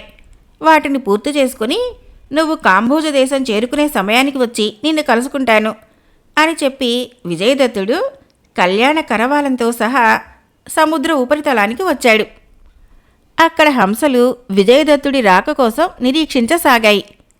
అతడి చేతిలోని దివ్య ఖడ్గాన్ని చూస్తూనే అవి ఎంతో సంతోషించాయి. ఆ తర్వాత అవి వరుసగా నిలబడి, రాకుమారా, ఆలస్యం చేయకు, ఆ దివ్య ఖడ్గంతో మా శిరస్సులు ఖండించు అన్నాయి. విజయదత్తుడు చేతులు జోడించి, దివ్యహంసలారా, మీరెవరో నాకు తెలీదు. మహాబలి రాక్షసుడి స్థావరం ఇక్కడికి చాలా దూరంలో ఉంది. నేను అక్కడికి వెళ్ళి మణిమేకలను మనిషిగా మార్చి ఆ తర్వాత గాంధార దేశం వెళ్ళేసరికి చాలా రోజులు పట్టవచ్చు. నేను 2-3 రోజుల్లో మా దేశం వెళ్ళాలి. మా తల్లిదండ్రుల్ని బంధించిన శత్రురాజులని చిత్రవధ చేయాలి. నేను త్వరగా మా దేశం చేరుకునేందుకు ఏదైనా ఉపాయం చెబితే మిమ్మల్ని ఈ క్షణంలో వధిస్తాను అన్నాడు. ముందు మమ్మల్ని వధించు, నీకు తప్పక సహాయం చేస్తాము అన్నాయి హంసలు. విజయదత్తుడు మంగళ కరవాలాన్ని పైకెత్తి ఒక్క వ్రేటుతో 4 హంసల కంఠాలని నరికి పారేశాడు. హంసల కంఠాలు మొండాల నుంచి వేరువేరు అయితూనే ఓ విచిత్రం జరిగింది. హంసలు గిలగిలా కొట్టుకుంటూ మరణించగానే వాటి శరీరాల నుంచి దివ్య శోభలతో ప్రకాశించే 4 దివ్య పురుషులు అక్కడ ప్రత్యక్షమయ్యారు. విజయదత్తుడు ఆశ్చర్యపోతూ, ఎవరు స్వామి మీరు? మీకీ హంసల రూపం ఎలా వచ్చింది అంటూ ప్రశ్నించాడు. రాకుమారా, మేము గంధర్వ కుమారులం. ఒకసారి మేమొక ముని విషయంలో అపచారం చేయటం వలన మమ్మల్ని హంసలుగా పడి ఉండమని శపించాడు. ఆ తర్వాత మేము కాళ్ళ వేళ్ల పడి ప్రాధేయపడగా దయతెలిచి సముద్ర గర్భంలోని నాగలోకం నుంచి మంగళ కరవాలాన్ని ఎవరు తెస్తారో వారు ఒకే ఒక్క వ్రేటుతో మీ శిరస్సులను ఖండిస్తే అప్పుడు మీకు శాప విముక్తి కలుగుతుంది అని ఆ ముని చెప్పాడు. ఇది మా సంగతి అంటూ గంధర్వ కుమారులు విజయదత్తుడికి మాయా తివాసీని సృష్టించి ఇచ్చారు.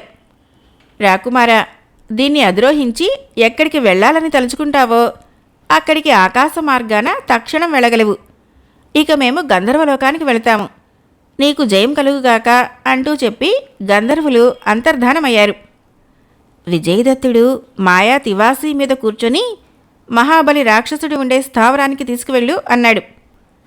వెంటనే తివాసీ ఆకాశం పైకి లేచి రాక్షసుడి స్థావరం దిక్కుగా బయలుదేరింది.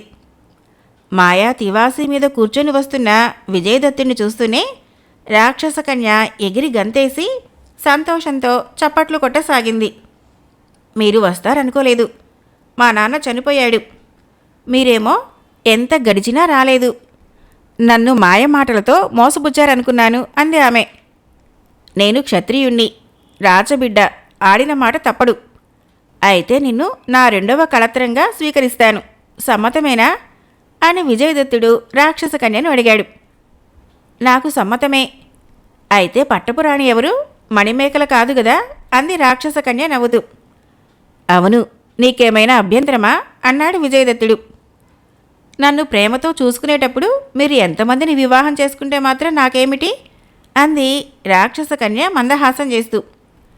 విజయదత్తుడు ఆమెను దగ్గరకు తీసుకొని, నీది రాక్షస పుట్టుకే అయినా మనసు మాత్రం రాచపుట్టుకే అన్నాడు. ఆ తర్వాత రాక్షస కన్య విజయదత్తుడిని తీసుకొని మణిమేకల రాతి బొమ్మగా పడి ఉన్న చోటికి వచ్చింది.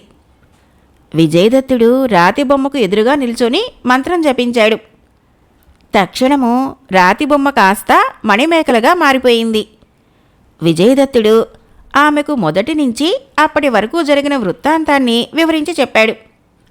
ఆ తర్వాత ముగ్గురు మాయా తివాసీ మీద కూర్చొని గాంధార దేశం వచ్చారు.